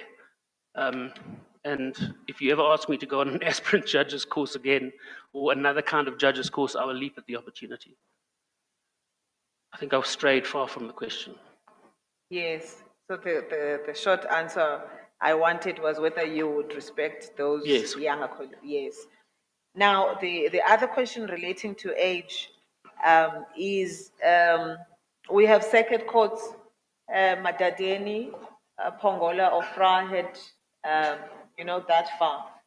And recently I've had one or two colleagues who are about 67, 66 say to me, and they are quite junior, I must mention, say to me, JP, you must consider not sending us to circuit because of age. And I said to them, you are junior, you will go, you have to do your time. Now you are 64, will you have a problem? And this goes in hand with another question where we have younger judges that have smaller children who might not be able to go on circuit because of those needs. Would you have a difficulty in doing circuits even more often than not in certain instances? No difficulty whatsoever. I am at a stage of my life on a personal level where my children are finally grown up, out the house. Obviously I've discussed this with my wife, this kind of possibility. It's something I did as a public prosecutor, circuits. I have absolutely no problem whatsoever. In fact, I would suggest that someone like myself is more suited to go and do something like that than someone with young children who needs mom to be at home. Yes. I'm not going to go so much on judgments and your knowledge of the law because I think it's quite clear from the CV that you are quite knowledgeable and because of the number of years on the bench. But there are just two other aspects I want to canvass. And one is relating to the objection about your temperament. What do you believe in your view are good attributes for a judge? Well, first of all, I have responded to the temperament allegations in full in writing, and I hope at least that the Commission has had a look at those. I'm obviously happy to deal with any further if necessary. Good. I think that, right, integrity is, I think, the most important attribute, and I have it. I do not lie. I cannot tell lies. I hate liars. The second thing is empathy. I think a judge has to have empathy. As a judge, you're not just sitting dispensing judgments in relation to disputes. You're also managing courts, and you're managing witnesses, and you're managing lawyers. And those people often come from very, very different cultural or other kinds of backgrounds. Empathy means the ability to stand in someone else's shoes. So I think it's a very important attribute, and I believe I have it. There are a lot of things that are needed of a judge: patience, calmness. But the last thing that I think the three things that I'm mentioning, the two I've mentioned already, and the third one is a work ethic. I can honestly say, as I sit here now, that I have never worked as hard as I have while I've been acting as a judge. Never in my practice as an advocate have I had to work as hard as I have to keep up to date with the stuff that you and the division has given me to do. So, and I could do it because I have a work ethic which doesn't allow me not to do it. Now I'm going to blow my trumpet. I have for 30 years woken up at 5 o'clock every morning. I get to my chambers, or if I'm an acting judge, to my office by 6, or 6, if it's in Maritzburg, 6:30, and I then work. And if you have a look at the judgments I've attached to this bundle of documents, you'll see that my turnover rate is about 2 or 3 weeks for a judgment, no matter how complicated, and some of these judgments were complicated. And that's because of work ethic. So I think those are the attributes of a judge. Or I think the essential attributes of a judge. Yes. And then finally, Advocate Pittman, there is that complaint about you probably not having read papers in that eviction matter. Yes, it wasn't. It was actually a demolition matter. Demolition, yes. And in fact, I was quite shocked because I had not received any complaint whilst you were acting as a judge in relation to what you dealt with in court. That complaint had a number of factual inaccuracies. I'm not sure of the motive for the complaint, but the factual inaccuracies are dealt with in my response. It was not a case of two parties being there. It was a case of one party, the advocate representing the relevant municipality, asking to demolish a building that had been built by the owner, an indigent owner, in circumstances where there had been no personal service on the owner. And in my oversight role, as I said in my response, I was not going to grant a demolition order without knowing that the owner was aware that the application was before court. I had read the papers. I picked that up before the matter was called. It wasn't brought to my attention by the council involved. It ought to have been brought to my attention before I picked it up. But that council was very upset that they didn't get their demolition order. Thank you, CJ. That will be all. Thank you, JP. Premier? Thank you very much. I think it's good afternoon. Good afternoon, Premier. Yeah, CJ, I will start with a follow-up question because I had a presentation or a reflection that he believes in himself to be better and no one is better than himself. My question would be then from that one, what's your relationship with your colleagues at work when you believe that no one can match you? You are better than almost everyone. Yes, the philosophy is in the context of being a human being, not necessarily in the context of the job. As a human being, I'm no better than any other human being, and no other human being is better than me. My relationship with my colleagues is excellent. I've always had an excellent collegial relationship with everybody that I work with. No, thank you, CJ. I will save the second question, the question, because it was related to the presentation. Thank you, Premier. Any questions for Commissioner Mtsweni? Good afternoon, Advocate. Good afternoon, Commissioner. Advocate, how do you perceive the role of technology in modernizing court processes? And what specific measures would you advocate for to enhance judicial efficiency? I think that's an excellent question to ask a KZN advocate. And the reason why I say that is this. Although I'm a KZN advocate, I have done work in Gauteng. Gauteng has a system called case lines. It is brilliant. It saves trees because it gets rid of the need for paper all the time. So it's a green project.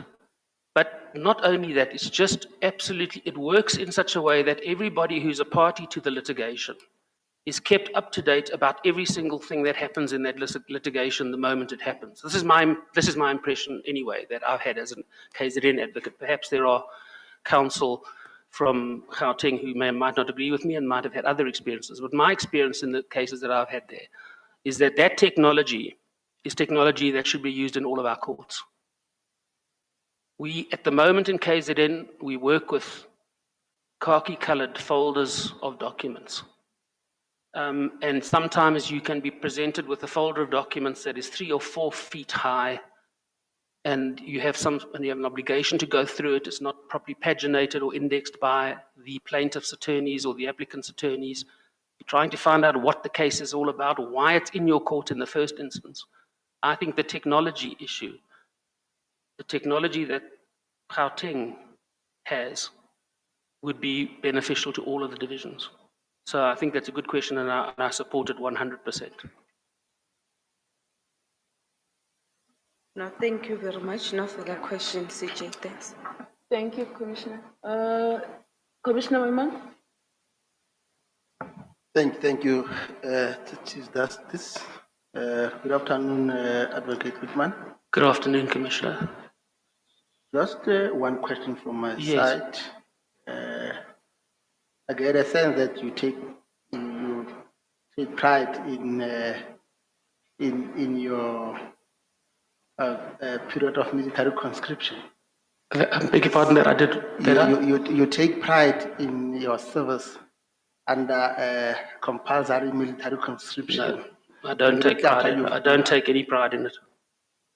But how you took us through your DR, therefore, that's the impression that you created to me.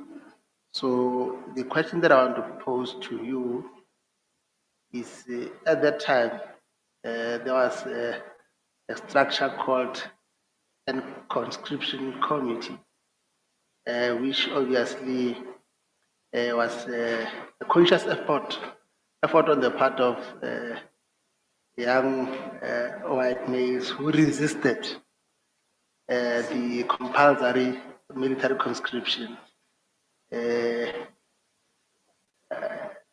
which obviously I think create doubts in our mind as to your conscience at that time. You did not see it necessary. Didn't you see it necessary to join your fellow colleagues who were part and parcel of the end conscription campaign? Well, thank you. Well, Thank you, Commissioner. Before the candidate answers the question, I just want to place on record that I did not get any impression that he was deriving any joy from the account he was giving me and all of us. He was just, I felt that he was just taking us through a life experience, matter of factly. But go ahead. Thank you. I think I would like to answer it. No, do answer it. I was at university and a member of an SRC that was a left-wing SRC, and amongst the institutions that we had contact with was the end conscription campaign. I tried to stretch my university degree out as long as I could to avoid military service. Personally, I was an opponent of apartheid and did not want to do military service. Eventually, I couldn't stretch it out any longer, and the choices for me were to peacefully object and get, as I recall at the time, a 6-year jail sentence, or go and do it and get it over with. I wasn't brave enough to take the jail sentence, and I'm sorry about that till today, but I wasn't. And I went and did service and got it over with. I was not in active service. I did my basic training in Pretoria at Fort Rekohoogte. At the time I was there were riots somewhere in South Africa, and they came to our bungalow and asked for volunteers to go and help quell riots. Myself and other left-wing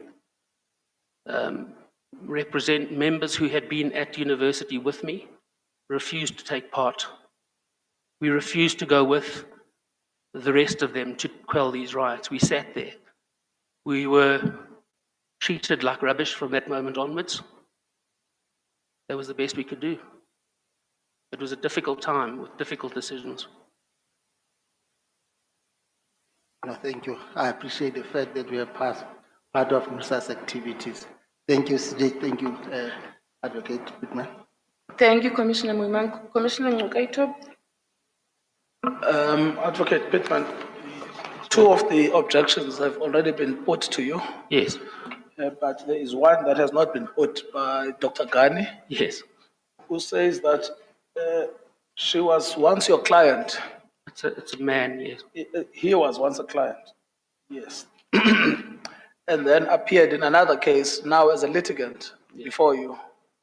But you failed to disclose that fact and to recuse yourself.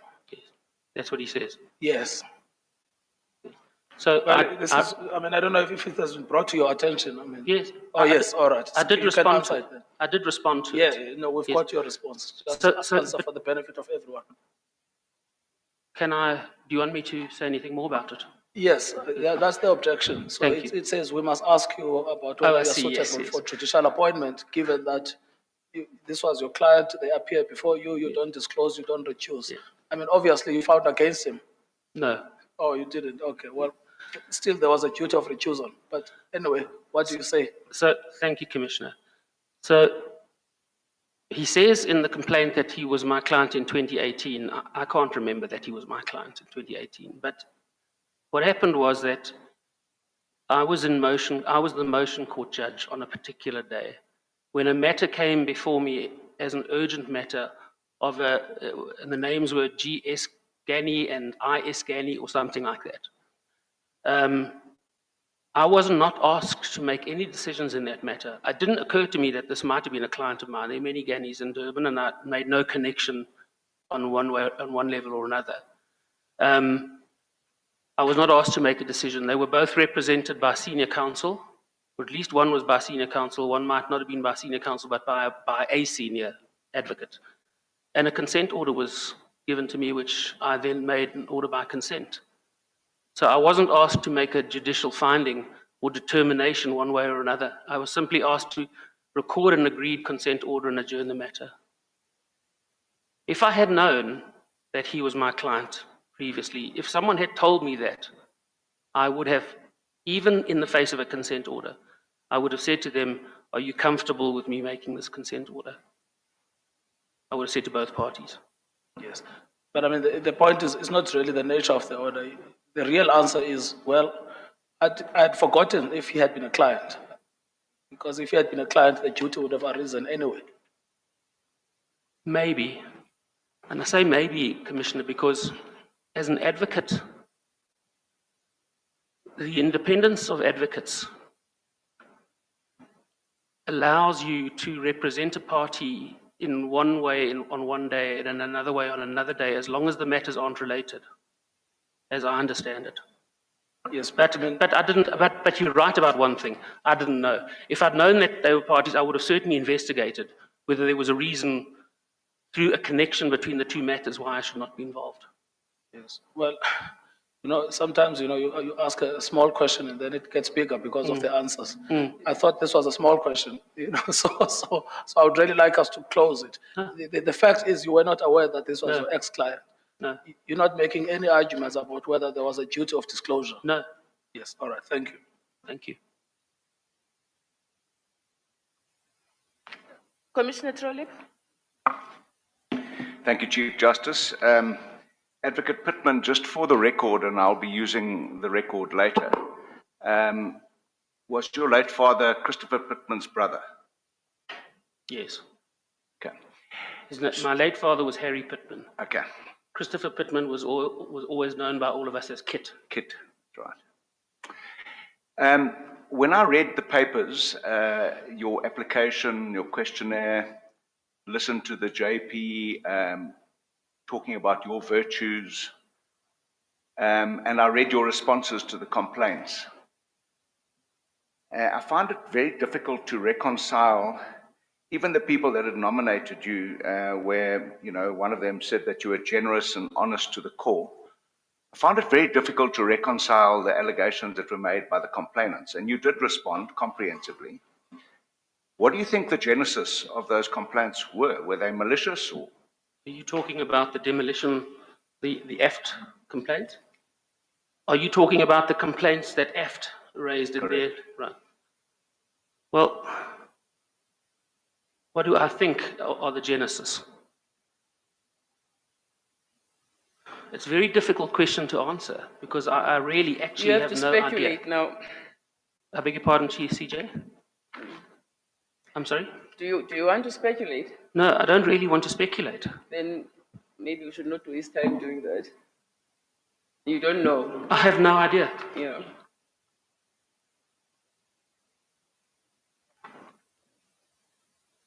But what I can say is that as an advocate, what I've realized as a judge since I've been acting, and lots of people don't really get this, our system of justice is an inquisitorial system of justice, not an acquisitorial system of justice. In other words, there are two teams that compete against each other in court, and a judge is a referee. Just like you get your referees in football matches, and you get your referees in rugby matches. And unfortunately, the way our inquisitorial system works is that there's often a loser. And when you are a referee, sometimes you simply get blamed. It can happen, I've seen it happen. I don't know, I'm not speculating about this case, but it is a possibility.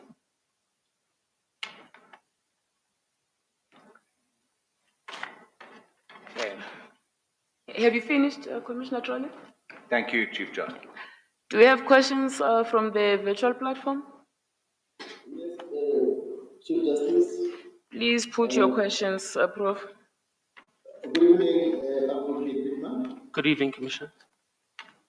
I think the story that you have narrated is commendable. The one that you spoke about trying to assist advocates from unfortunate circumstances for them to be able to afford their chambers. And I just want to build on that.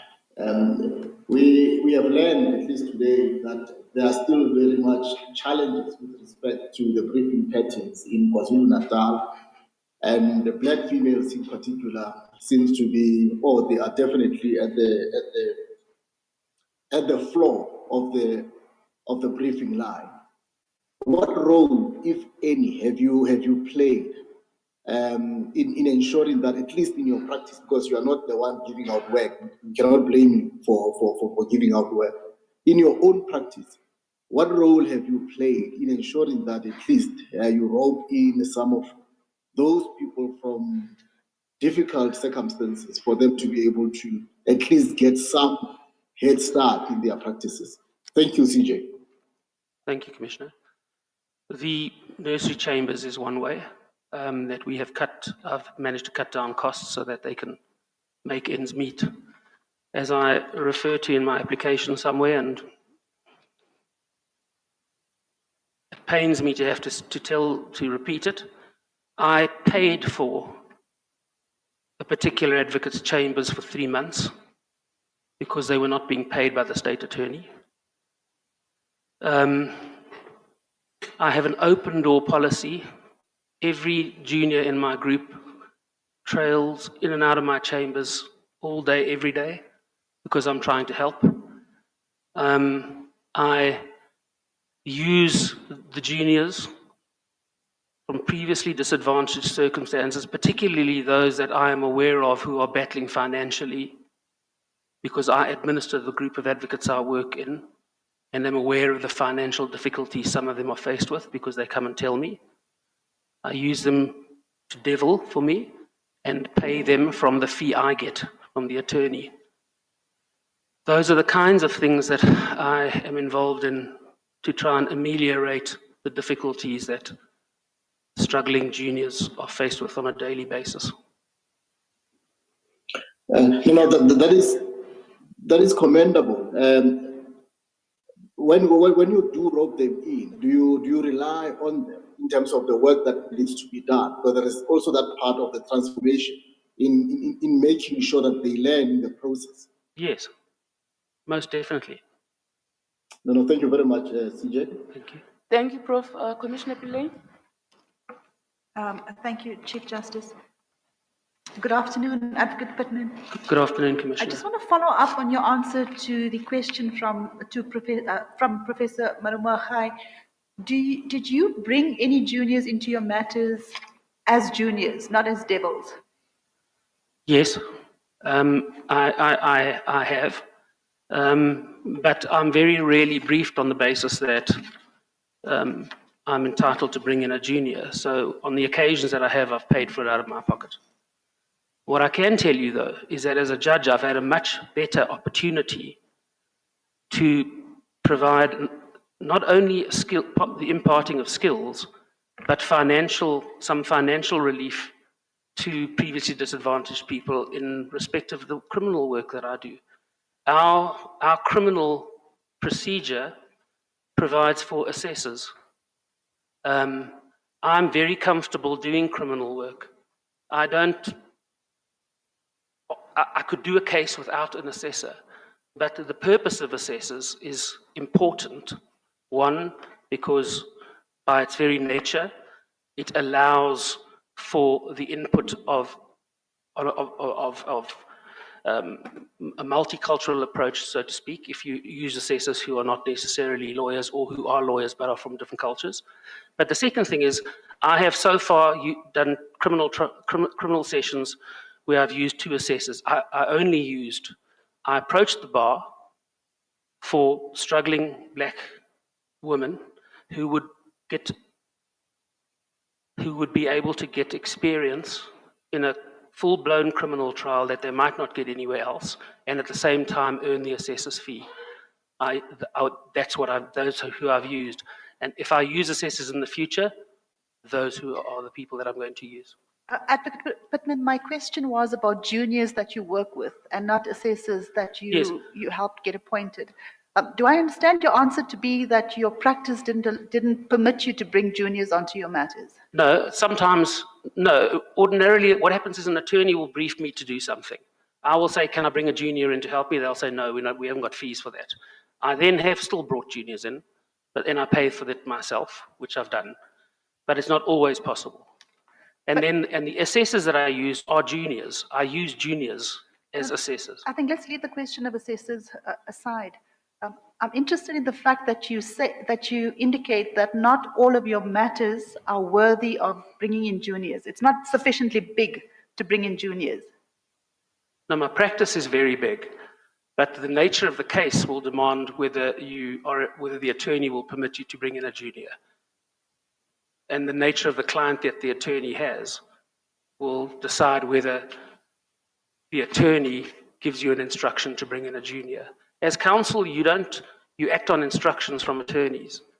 You don't tell an attorney that his client must pay for a junior. You can advise it, and I often do. But that's how the relationship between attorneys and advocates work, as you probably know. I'm slightly familiar with the concept. Yes. Only slightly. So there are cases where I think I need a junior. And if the attorney won't give me one, I use one of the juniors and pay myself.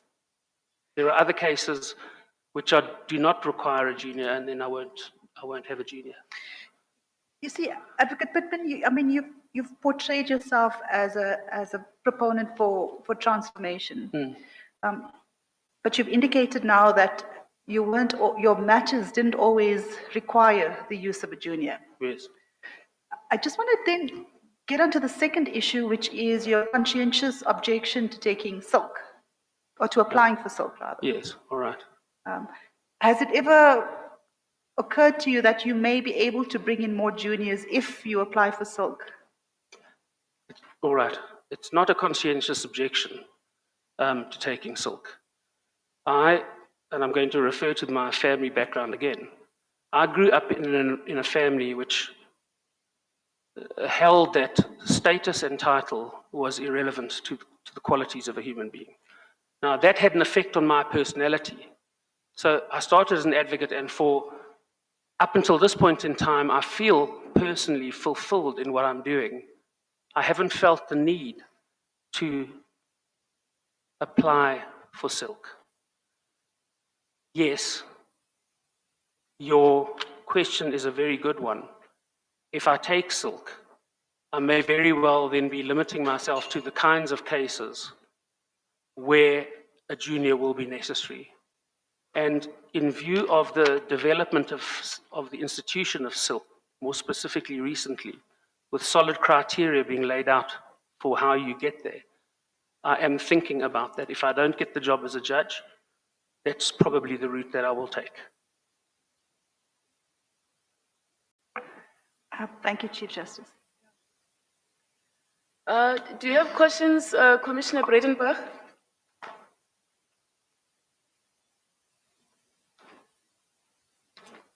Commissioner Mangen? Thank you, Chief Justice.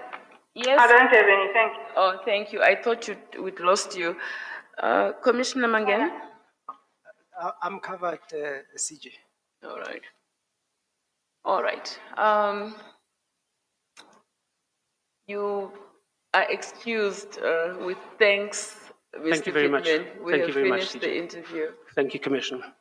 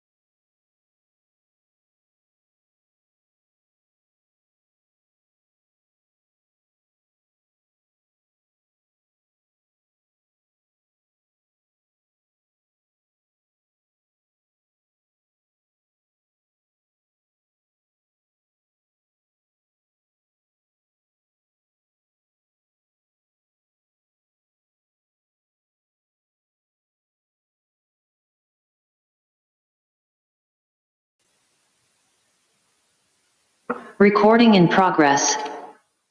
Is the Premier here, JB? He is here, but he just stepped outside. Mintu?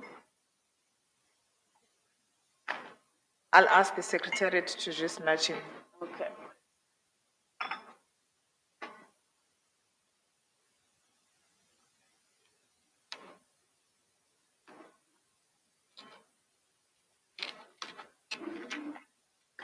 So just bear with us a little while, Ms. Singh.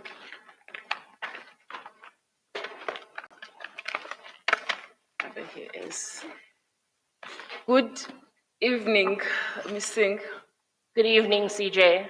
We must apologize for having kept you for so long, but these things happen. It's all part of the course, I suppose, Yes, CJ. yes, so I know it's not a pleasant experience. You hail from Durban. That is correct, CJ. And you obtained your legal qualifications there. I did, CJ, yes. A BSOCSI from the University of Natal. That is correct, as it then was known, yes. Yes. And then you did your LLB at the University of Durban, Westville. Also, as it then was known, CJ. Yeah. You spent some time, well, a brief spell at the Lawyers for Human Rights directly thereafter. No, CJ, I actually didn't. In my CV, I mentioned that I did some work for Lawyers for Human Rights, briefed by them, but not. Oh, all right. Okay. It's a bit misleading. But then you, in 1996, you joined the KwaZulu-Natal Society of Advocates. That is so, after completing my pupillage, yes, CJ. All right. I assumed that you do, well, never mind what I assumed, it's irrelevant. So you joined the bar in 1996 and you've practiced as an advocate to date? That is correct, CJ. That's 28 years? Going on to 28 years, almost yes. 28 years, yes. What kind of practice have you conducted in this almost 30 years? CJ, coming straight from university, when I commenced practice, I was willing to take on matters to give me courtroom experience. So I started doing criminal matters, legal aid matters. I did high court pro deo cases.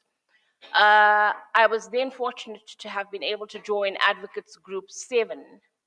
And there were many senior, junior advocates who passed on work to me, bearing in mind that I didn't know any attorneys to brief me when I started practice. So these pass-on briefs helped me forge relationships with attorneys, do the work to the best of my ability, and thereafter I was in turn able to obtain or be briefed by these attorneys. My practice started with a lot of matrimonial and family law work. It then moved on to doing matters in the areas of law of succession, trusts. As I became more senior, I developed a trial practice with matrimonial work, with personal injury matters. Yes, so that's been more or less my practice, CJ. A very broad-based practice, if I may describe it as that. You also mentioned insolvency and property law matters in your... Some insolvency and some property law matters, yes. All right. You mentioned that you've also lectured to paralegals at the Community Rural Development Center. Yes, I did, CJ. I did for a brief period of time. It was on a voluntary basis where I would go on weekends and lecture to paralegals, more in the area of family law, maintenance matters. There was also a time when there were problems with applications for social grant matters, and paralegals would needed advice and to be trained on how to go into the community and assist the community with those types of issues. Yes. You've acted as a judge intermittently between 2004 and now. Yes, I have. Having been in May? Uh, May. Yes, CJ, I acted in 2004. I did a criminal session in Pietermaritzburg High Court, a criminal session. Thereafter, I began acting in 2023 again. As at the time I completed my application, I had acted until 31 May, but subsequent to that, I have done 2 further sessions, one criminal session and one civil session. So all in all, CJ, I've got about 43 weeks of acting. 23? 43. 43, oh, Yes. all right. And you've written judgments during this acting stance? I have, CJ, yes. On a About how rough many? tally, about 35 written judgments, excluding extemporary judgments. All right. Have any of those judgments been reported? No, they've been published, CJ. Okay. Any judgments reported in matters in which you participate as counsel? Yes, and I think I've made mention of it in my application, CJ. It's late in the day, my spirits are flagging, so you'll forgive me if I'm slow. Certainly, CJ. Well, if I feel like that, it must be worse for you. All right, I'm going to hand over to JP Boyodward. Thank to you, question CJ. you. Thank you, CJ. Good evening, Advocate Singh. Good evening, JP. I think you might get a benefit because it's late in the day, and try to be short because I am tired. By this time, almost all courts in the country have adjourned. Yes, yes. How were your acting stints? JP, I enjoyed all my acting stints tremendously. Initially, where I had doubt, I was thrown into the deep end in the January-February session last year of motion court in Durban on a busy Monday morning, and it was then that I realized that all the years of practical experience came to assist me. And I must say, where I did encounter any difficulties, I must thank the KZN division, because every single sitting judge was more than, including you, JP, were more than willing to assist me with any queries I had. So it's been smooth all in all. And compared to the one you had in 2004, how, I don't want you to criticize it, obviously. I just want to see the atmosphere, because in 2004, we were still lagging behind in terms of diversity, maybe. Yes, JP, in 2004, we didn't have our morning teas and our judges' lunches, which we now have, and which we now have the opportunity to discuss matters of relevance. I know there's the introduction during our Thursday judges' lunch, where one of the senior judges will discuss areas of interest or matters of concern in the division. In fact, there were no teas and lunches in 2004. Yes. And I must commend you for hard work. Thank you, JP. I've sat with you on appeals, full bench and full court. In most instances, particularly where I sat with you, and obviously I benefited, you had prepared a draft for most of the matters that we sat in. Well, Judge President, there may be something to be said about the more the merrier, because I adopted the attitude in my acting stints. The more I did, the more beneficial in terms of experience for me. Yes. And I recall when you started acting, you almost had a conflict with some court staff because of the Lekedia style that they do things relaxed, and you wanted things sharp. And I had to remind you that this is government, not private practice, and it might be taken in another way, but not to allow them to be like that, but just for you to understand. Yes, JP, I'm actually very grateful for that lesson, because apart from just getting the experience of acting as a judge, there are many life experiences that one learns. Having come from private practice, maybe I was used to doing things in my style, if I may put it that way, and I've had to learn to deal with diverse personalities being on the bench. So yes, I'm grateful, and I've definitely learned something from that. And you have embraced our diversity to the extent that I think they have given you a clean name. What is it? I'm a Hadebe. Yes. And I proudly accept it too. Yes. The fee dispute committee that you are involved in, obviously, that allows you to, well, makes you to know how to make unpopular decisions. But how does it work, and what type of things that you adjudicate? Generally, JP, it's in terms of the GCB and Society of Advocates rules, and our power is very limited to determining the reasonableness of council's fees. As a committee, we do not involve ourselves in other disputes which may arise, but really it's the reasonableness of council's fees. Yes. And have you mentored any juniors in the past 28 years? I have had 4 pupils, all black pupils, 2 of whom were female. Aside from that, I've had in the groups that I belonged to, junior members where I would always offer my service to them. I would pass on work to them.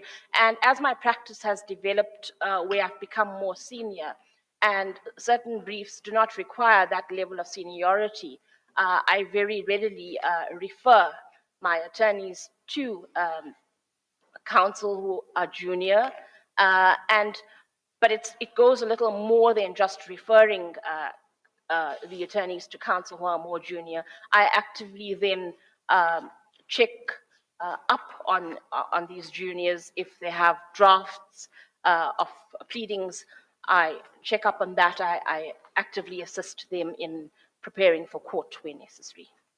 Yes. And the reserve judgments, what is the longest that you have reserved a judgment for? I think it would be 5 or 6 weeks, JP.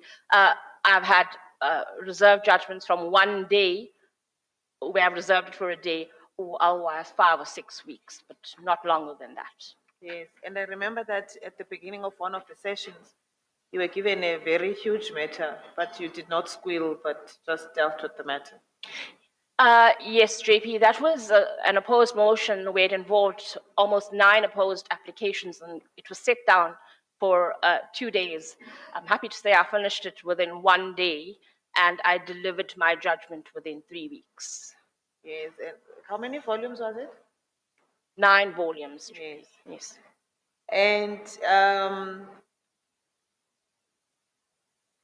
you've conferred with colleagues when you had doubt on any issue. Yes, and that is why I'm so grateful to the sitting judges of our division who have always readily assisted me. Yes. And maybe finally, what are the greatest attributes that you will bring to the bench? Firstly, I would say, JP, it would be my years of practical experience. I've got a very good work ethic. I'm not somebody to rest until I've gotten something done. So yes, it would be my very good work ethic. I am a person of integrity. I'm also a very collegial person. I find it very easy to get along with people. And if I may say this, JP, I was part of one group of advocates for 18 years.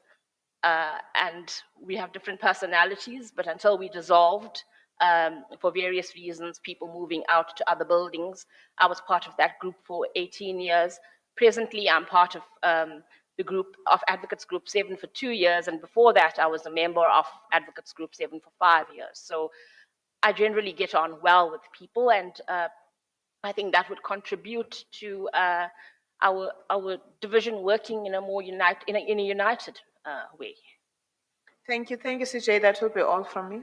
Thank you, JP. Thank you, JP. Premier? Thank you, CJ. I must say I'm impressed with the energy that Advocate Singh has at this time of the day. Thank you, Premier. I think it is years of hard work and working till late in the evening that has kept my spirits up over the years.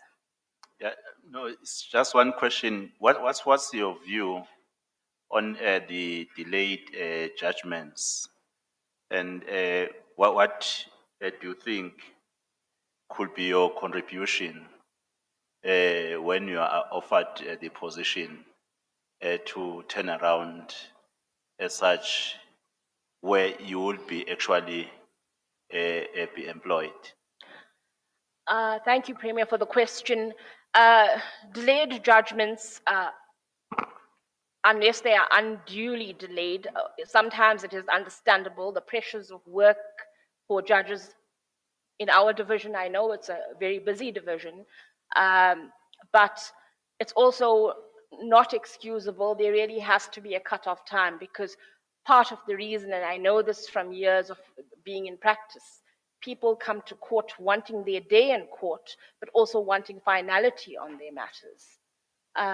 As to what I can do to lessen reserve judgments is, as I get more senior, I'd be willing to offer advice to more junior judges, to acting judges, almost like how the bar has been for years, an open door policy. So that would be what I would be able to offer.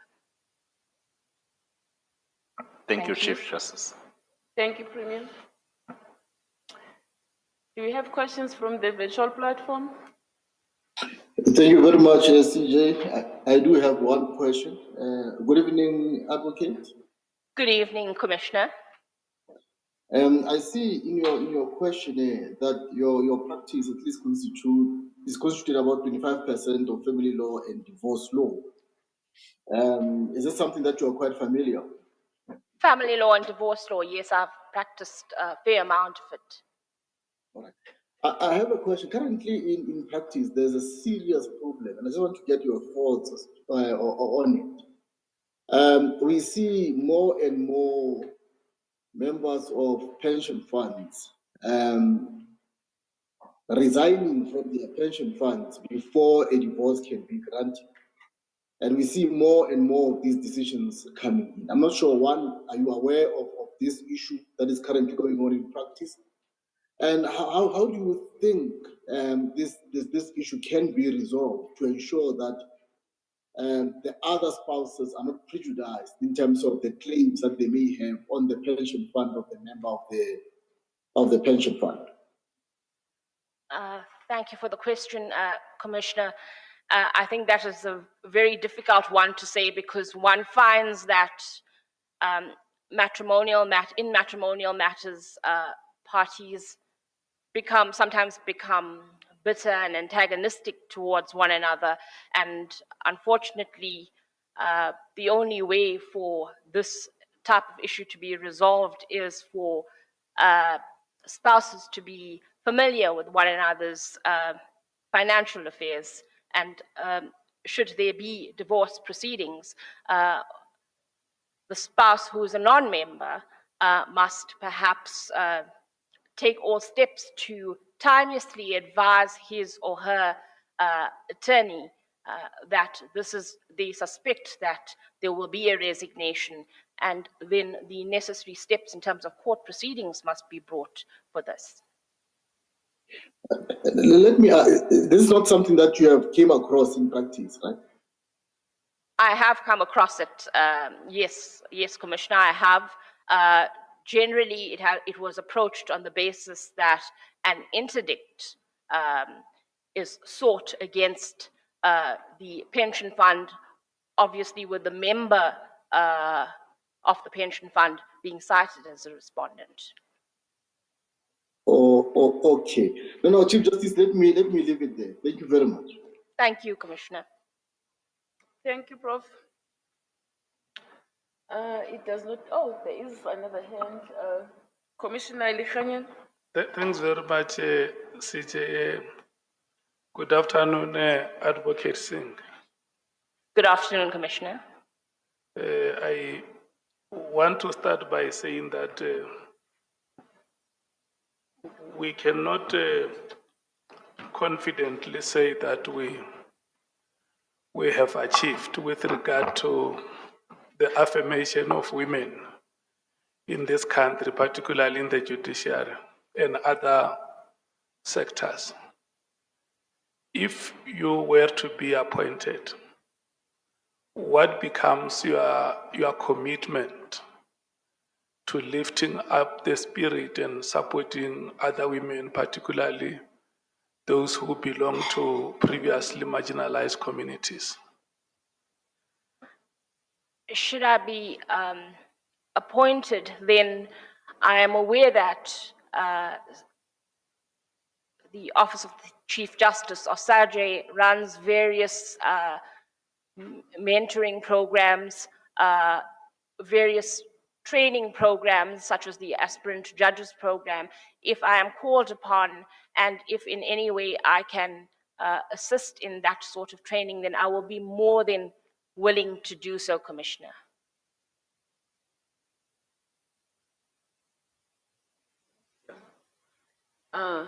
Thank you. There are no further questions for you, Ms. Singh. Thank you very much for making yourself available. Thank for you, this Chief vacancy. Justice. Thank you, and wish thank you to all all the the commissioners. best. Thank you. You're excused. Thank you. May I ask non-JSC members to clear the room so that we may deliberate?